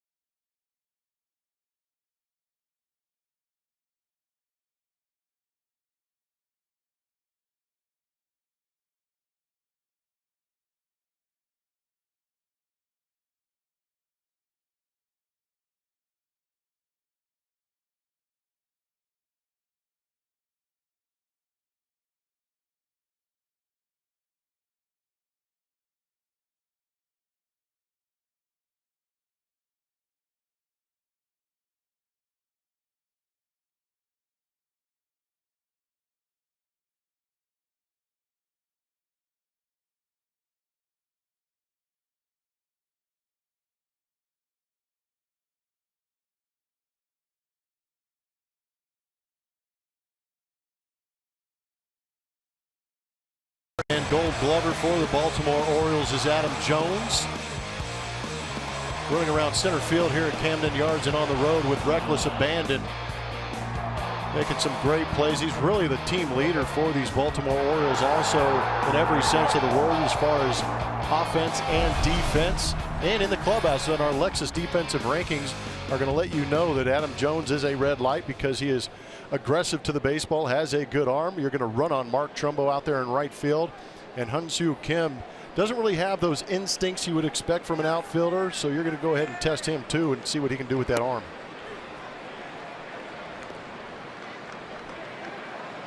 For the Astros, Evan Gattis on his birthday, number 30, leads it off, and he's 2 for 2 on the night. Scored a run, driven in a run. Kevin Gausman has been good.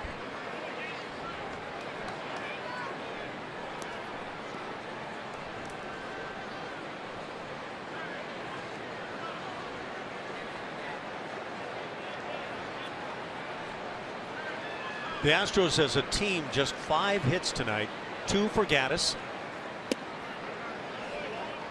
Jose Altuve has a double. Alex Bregman launched a long home run to center field. And A.J. Reed with the other hit, RBI single back in the second. And that's been it. 3 balls and a strike now on Evan. Luke Gregerson back in action now and getting it loose in the Astros pen. We're in the top of the 7th inning. Popped up toward the seats. Davis comes over and can't make the play.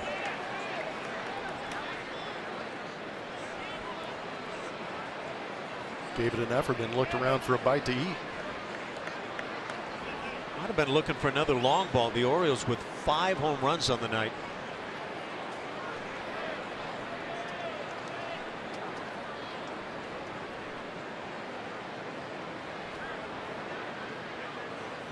Kind of an unusual positioning for Gausman as he's in the windup taking his signs.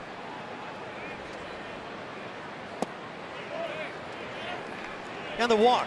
Gattis has reached all 3 plate appearances. He starts things here in the 7th inning for A.J. Reed. Lowest ERA at home this year in the American League, minimum 5 home starts. Michael Fulmer, a lot of people saying now that he's going to be the American League Rookie of the Year this year. Martin Perez. Kevin Gausman has been really good right here. And the overall numbers on Gausman not all that good. Lance McCullers on that list. Chris Archer. There's a name that came up a lot during the trade deadline talks. I want that to be my starting rotation. It's a pretty good one, wouldn't it be? But only at home. Then I'd have another set when I went on the road. I'm kidding. Can you get that McCullers guy healthy for a full season? That would be something special.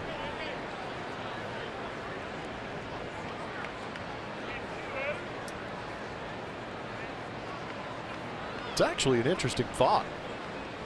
I mean, he got pushed back to start the season because of the shoulder issue, so you thought that would kind of increase his chances to go deeper into a season. But now being shortened a little bit with the forearm issue that he has. Hey, there's a drive to right field. A.J. Reed has connected. Number 3 on his major league career. Comes with a man aboard, so 2 will cross. And the Astros now draw a bit closer. It's 12-5. And still nobody out here in the 7th inning. Second home run on the night for the Astros. 7 home runs leaving the yard here overall. Welcome to Coors Field East. That's a good comparison. I just love the fact that A.J. Reed pulled this. They've been pounding him in, and he's decided, I'm going to get these guys out of here. And how do you get them out of there? Drop the head and back leg them. That ball was smoked. So you're saying a bit like that, huh? Woo-wee. That has got to be awfully encouraging to see. I know it is for me. 3 major league home runs for A.J. Reed. Boy. Yeah, we had not really seen him get the head out meaningfully. Yeah. He'd been out in front of a lot of pitches, but staying on it and having the head out, really nice looking.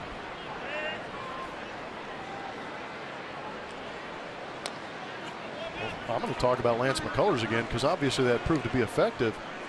So you think that was the key there, huh? I'm reaching at anything right now, to be honest. But Lance McCullers, they thought having him pushed back, and now he's on the DL. You're going to be tentative again with him next year. Will it help? That's yet to be seen, because if you have this ball club perform the way you think it's going to perform, and they're going to be in contention again next year, then you're going to need that electric arm in that rotation as long as you can. Okay, I need you to explain a little bit to fans, or to me, what goes on. You're a huge fan. Yeah, I know that, as Marisnick goes down on strikes. First down of the inning. What goes on with an A.J. Reed? You just launch a home run, your 3rd of your major league career. You walk quickly through the dugout and head up that ramp toward the clubhouse. What? I'm going to check the tape. Okay. Well, actually, I can't say tape anymore. Yeah. I mean, we had a coach, I can't remember what ball club it was on, but every time you did something good, you'd come back in the dugout and he'd scream at you, check the tape. But now I guess you go back and you check the DVR. Yeah, that's actually a pretty good answer. I wasn't anticipating that strong of an answer, so nice going.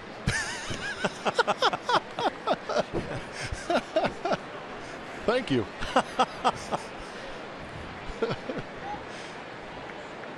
But nowadays, Ashley, just run up there and they go to the video, go, hey, put that on my iPad up, would you? Yeah, right now I want that so the family can take a peek.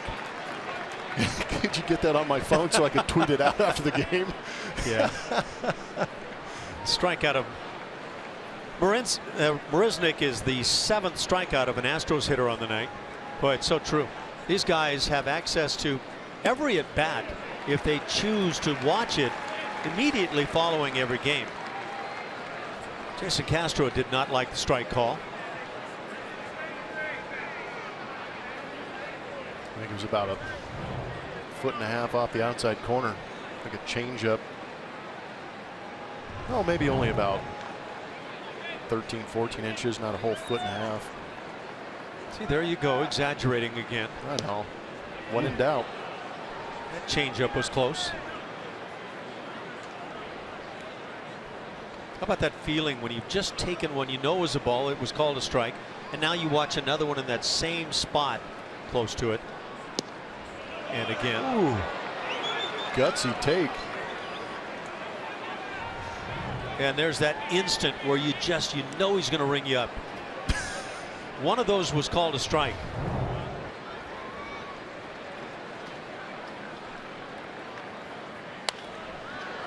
Line shot goes foul.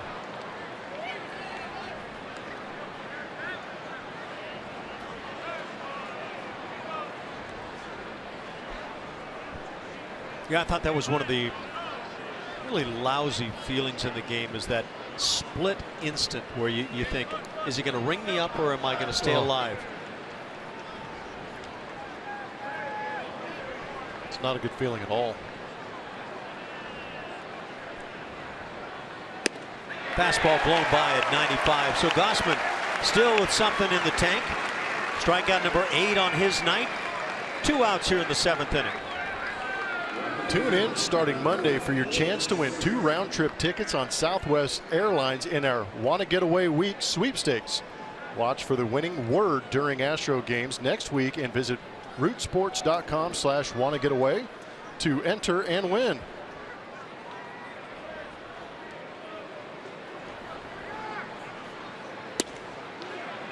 Good fastball, a strike.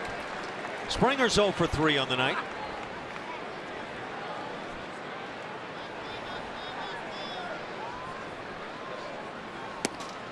Springer, Correa, Gonzalez, Marisnik, and Castro all with offers on the night.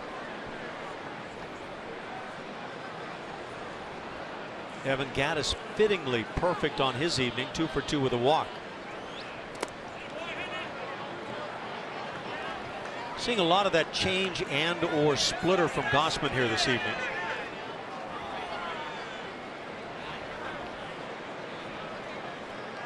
So when you were playing, how quickly did they get the projector set up so you could watch that last AB? Frame by frame. I'm just messing. Yeah. It's good to have you back, Ash. No, you're not. It's good to have you back. Yeah, thanks. Abuse has always been part of the game, right?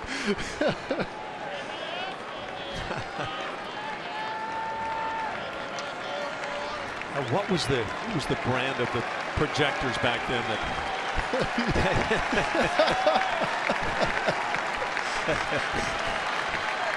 you didn't have to hand crank it yourself, did you? The light is flickering on the walls.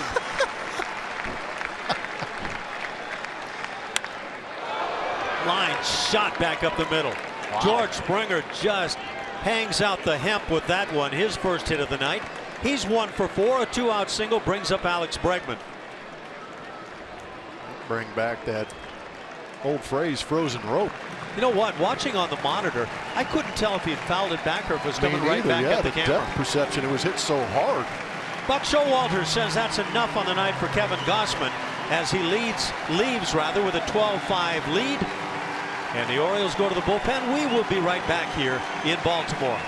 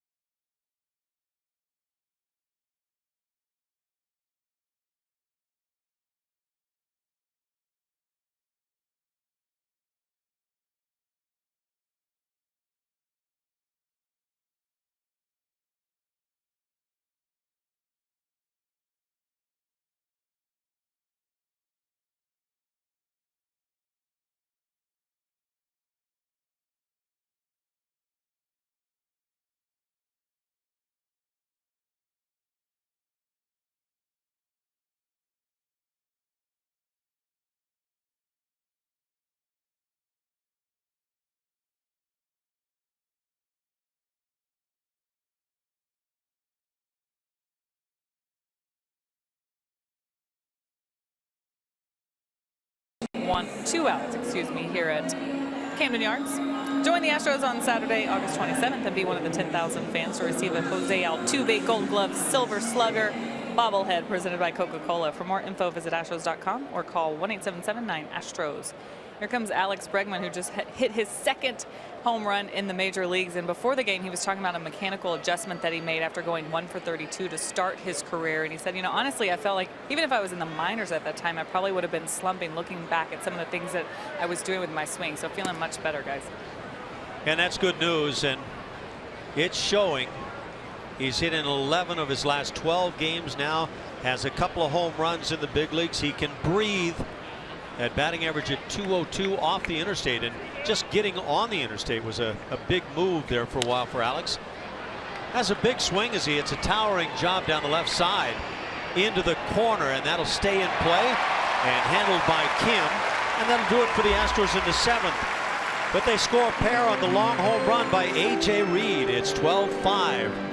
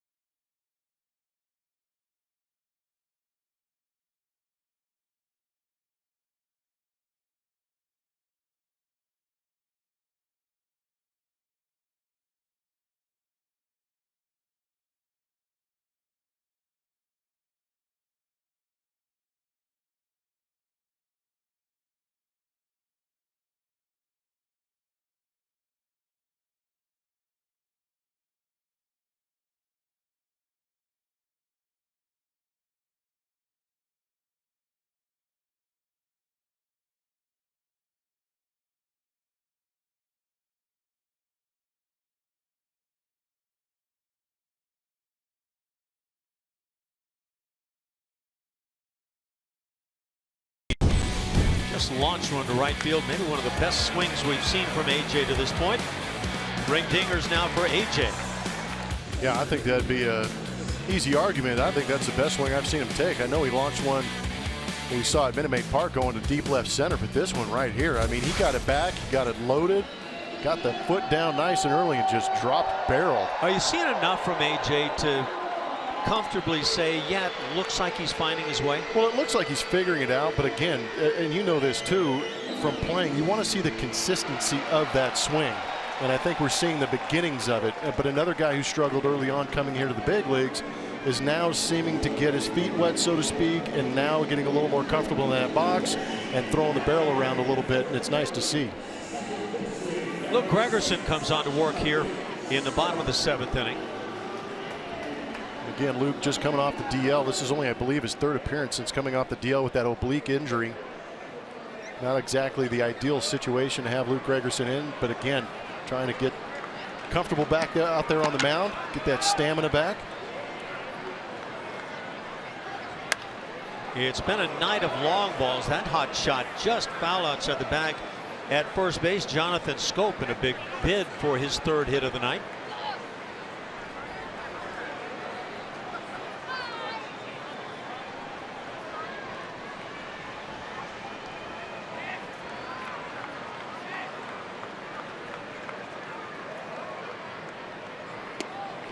Good slider from Gregerson. 0-2 the count.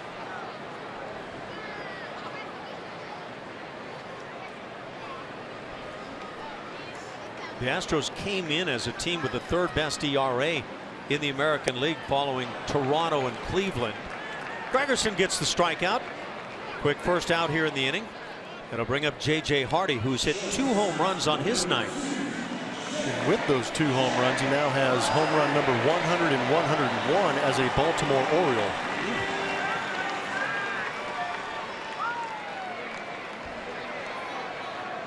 Has to be a special night.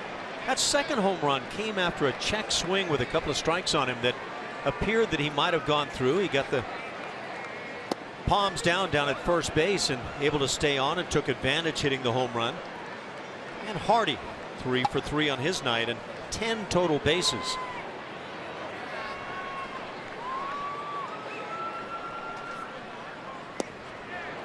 That slider, when it's on for Gregerson, seldom gets hit.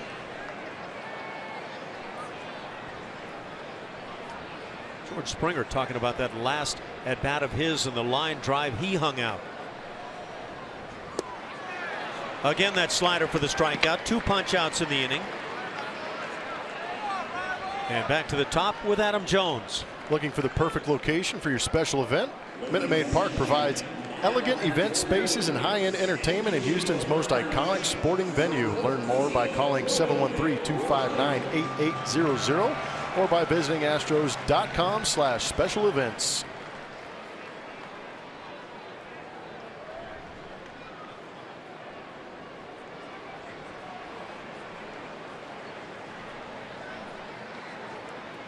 Nolan Reimold now takes over in that top spot for the O's. Reimold hitting .224 on the year.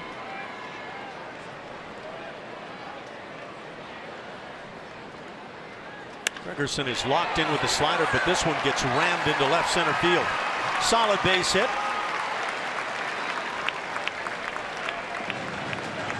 Jones left the night 1 for 3, and so Reimold takes over. Now Tyler White is going to get it loose. Might we see White on the hill? How about that? He's got a chance to get a couple innings in. It's A.J. Reed that pitched in college. Well, maybe he's going to finish it. You could just flip-flop Tyler White and A.J. Reed on the mound, first base. Yeah, we'll see how it plays out.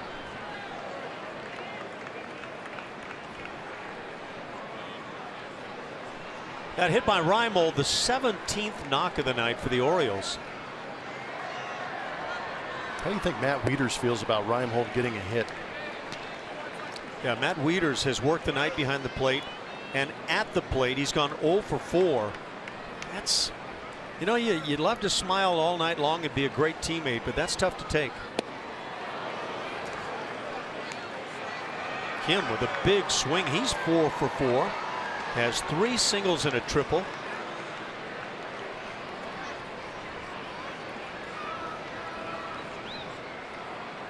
A.J. Reed maybe spinning that thought of having a non-pitcher go to the hill.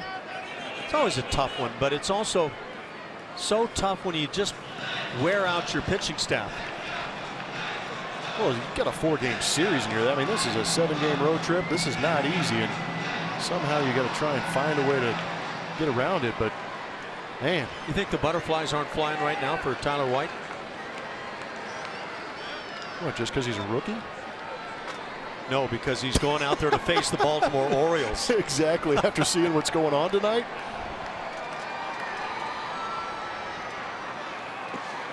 Did the bat go through? Yes. Yes, it did, and that'll do it.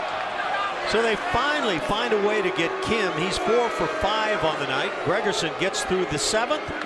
12-5. Orioles on top.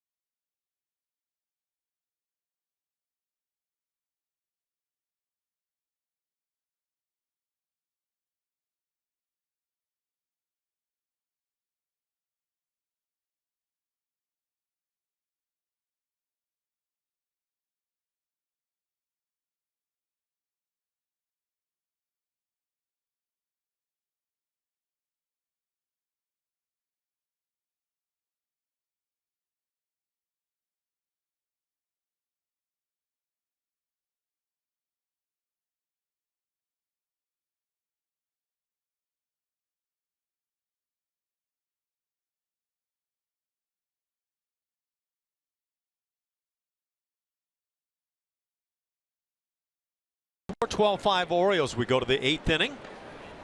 Jose Altuve will lead it off. 1 for 3, has a double in those 3 at-bats and scored a run. Taps one third base side. Givens with the play and able to get Altuve 1 pitch, 1 out here in the 8th inning. So Altuve 1 for 4 on his night.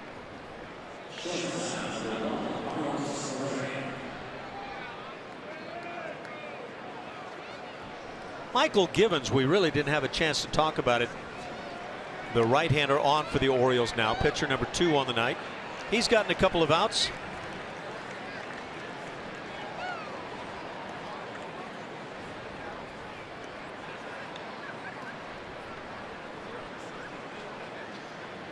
Carlos Correa looking for his first hit of the night. He is struck out, lined out, and fly to center. Carlos hitting .273. Some very nice numbers. The on-base percentage up there at .365. And as we talked about earlier in the game, Carlos with a great shot to get over 100 RBIs this year.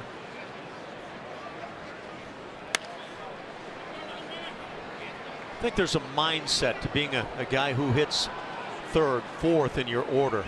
And you hope that one thing that comes out of this year for Carlos Correa is picking up that mindset of being a cleanup man, a guy who's counted on to drive in runs. It's all part of the maturation process, but his talent is what puts that expectation on him. Got a long night tonight as he goes down on strikes. We check in with Julia once again. Thank you, Ash. It's time for a Chevy Stroke Poll winner announcement. Thanks to everyone who voted tonight. At Root Sports SW is where you can find these polls. And who would you want to hang out with on this Astros Jeff club? Blum. No. Other than Jeff Blum. George Springer wins it. 64%. Man, poor Dallas. No love. Or Birthday Boy. Yeah, Birthday Boy didn't get any votes on, I mean, that many.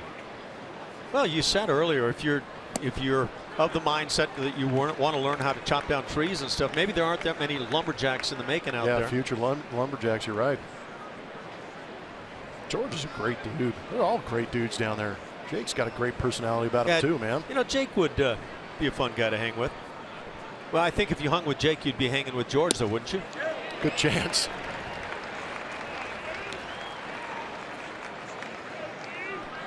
Marwin, in that endeavor to get out of the way of that pitch, had the bat go through the zone. Has an 0-2 count. Marwin's 0 for 3. Wonder if there's any temptation on the part of Dallas Keuchel to trim that thing up. What did you just say? Well, you know, I know that's a little sacrilegious, but it was a big part of the Cy Young season. It's part of Keuchel's corner in left field. How would you advise him? Can't get rid of the beard, man. Oh, so that's your advisement of the evening? Tighten it up a little bit, but you can't lose the beard. I think that's all I said. Would you recognize him if he shaved that thing off? Yeah. You'd go strolling through the dugout. You'd be like, who's that guy? Well, a couple of strikeouts in the inning, a 1-2-3 frame. Astros down in the 8th, still down 12-5.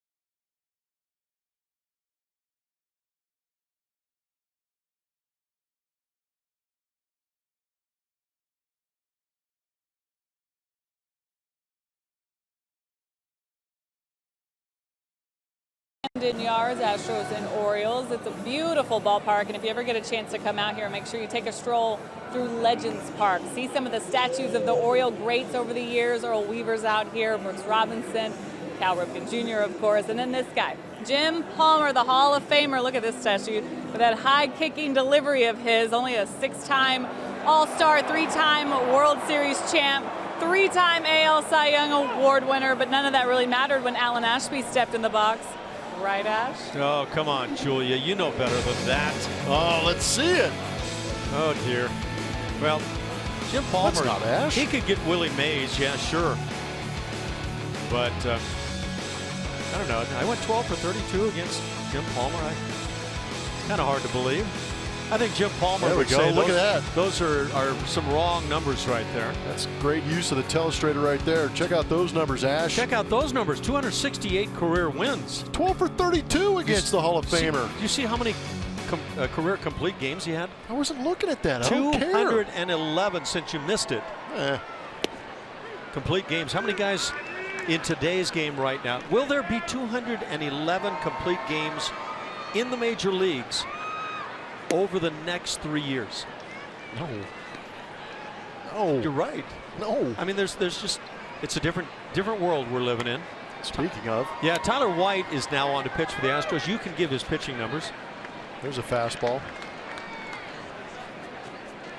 That has nothing to do with his numbers on his career, so. Because there's no numbers.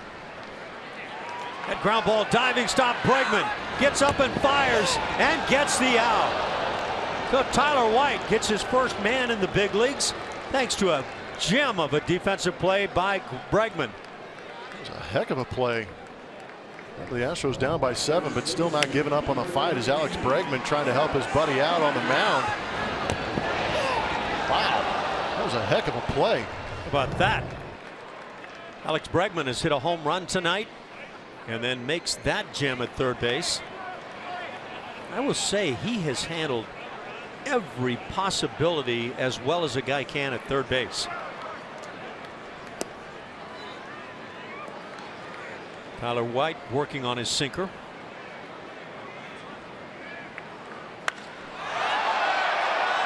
Russ Davis crushes one, and this is going to be his second long ball of the night.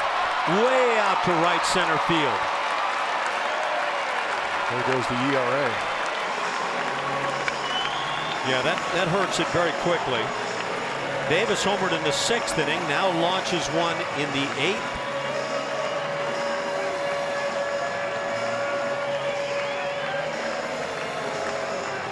Wasn't it Muhammad Ali that would just let you kind of like just pound away for about 3 or 4 rounds and just get the guy tired? That's right. That's what's happening right here. The Astros are just going to get these Baltimore Oriole hitters exhausted and take advantage of them in the next 3 games. They are exhausted to the tune of a 13-5 lead here in the 8th inning.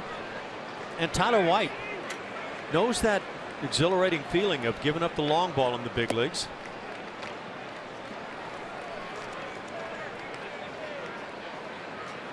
That feeling right there is why I never pitched after I was 12 years old.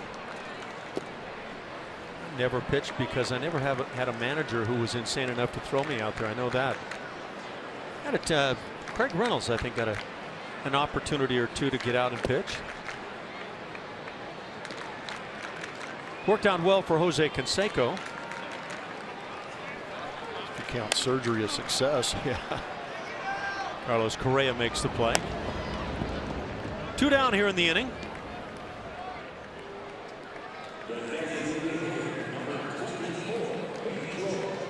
Well, the Astros are going to have to either come up with a very big 9th inning or find a way to win 3 in this 4-game series.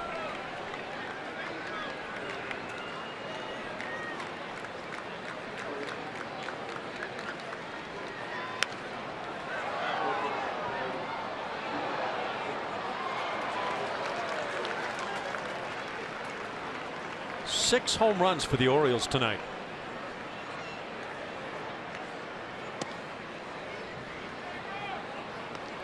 Ball and a strike. Do you have many of these opportunities as a hitter to face a guy on the mound who was not a pitcher? A few, not many. Did you find it Comfortable or the other way? It. Yeah, that I think a lot of guys feel the same way. Hated it. Just did not want to go back to the dugout after making an out. You know, and then there's that fear. I don't know if everybody senses it, but that fear of striking out against this guy who's got nothing.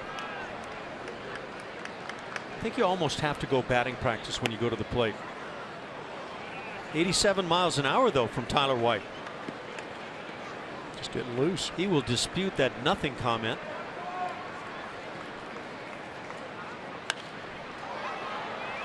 Shallow fly ball down the left field side. Marwin has to go a long ways, but gets there. And that'll do it. Tyler White gives up a 1-out home run to Chris Davis, and that's it. 13-5 O's.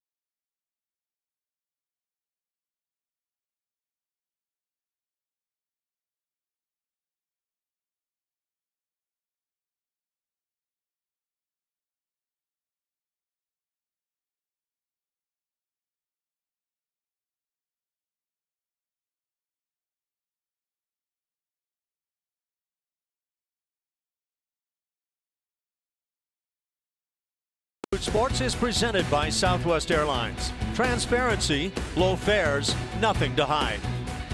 And by Lexus, the new 2016 Lexus ES and ES Hybrid. It's next level luxury.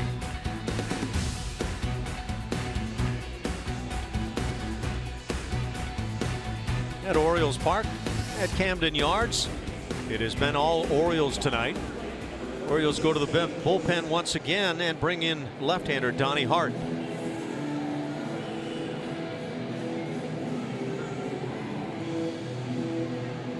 Gonna look at Donnie Hart's numbers. He's only made 5 appearances. He's got 5 innings in there. He's yet to give up a run early in this 2016 season for him.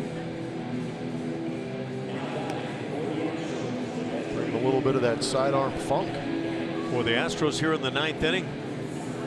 They've got a lot of noise to make. They'll do it with Evan Gattis, A.J. Reed, and Jake Marisnick to start the inning.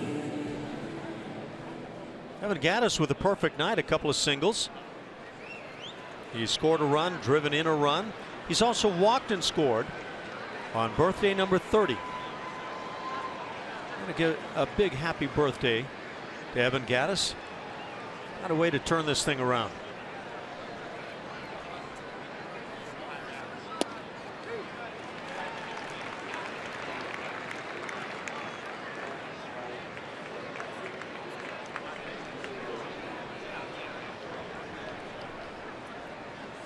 Batting average at .235 now for Evan.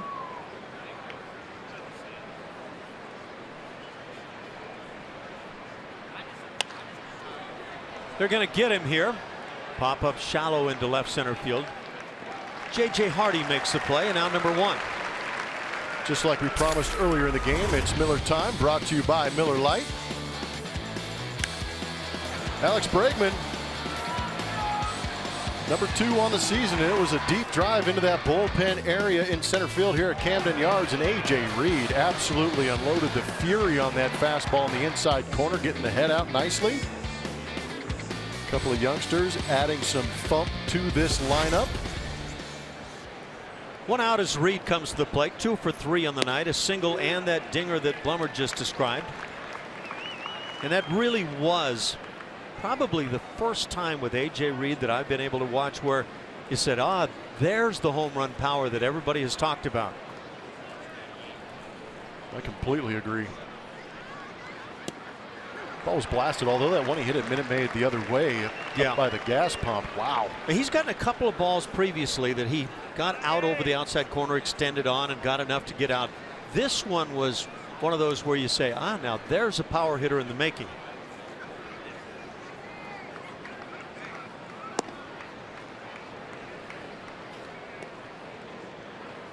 It's a pretty tough angle being brought by Hart as he drops down and slings it from that first base side.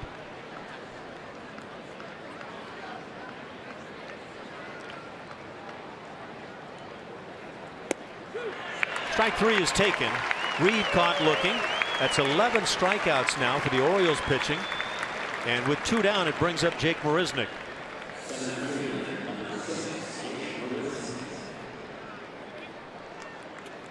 Jake is 0 for 3 on his night. Jason Castro waits on deck. 13 runs, 18 hits, 6 home runs for the Orioles. 5 runs on 7 hits for the Astros. They've launched a pair of dingers.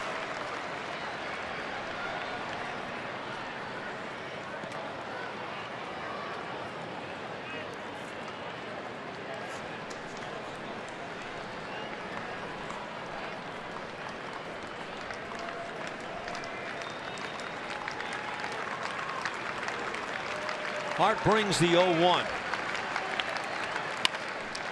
Chop to third.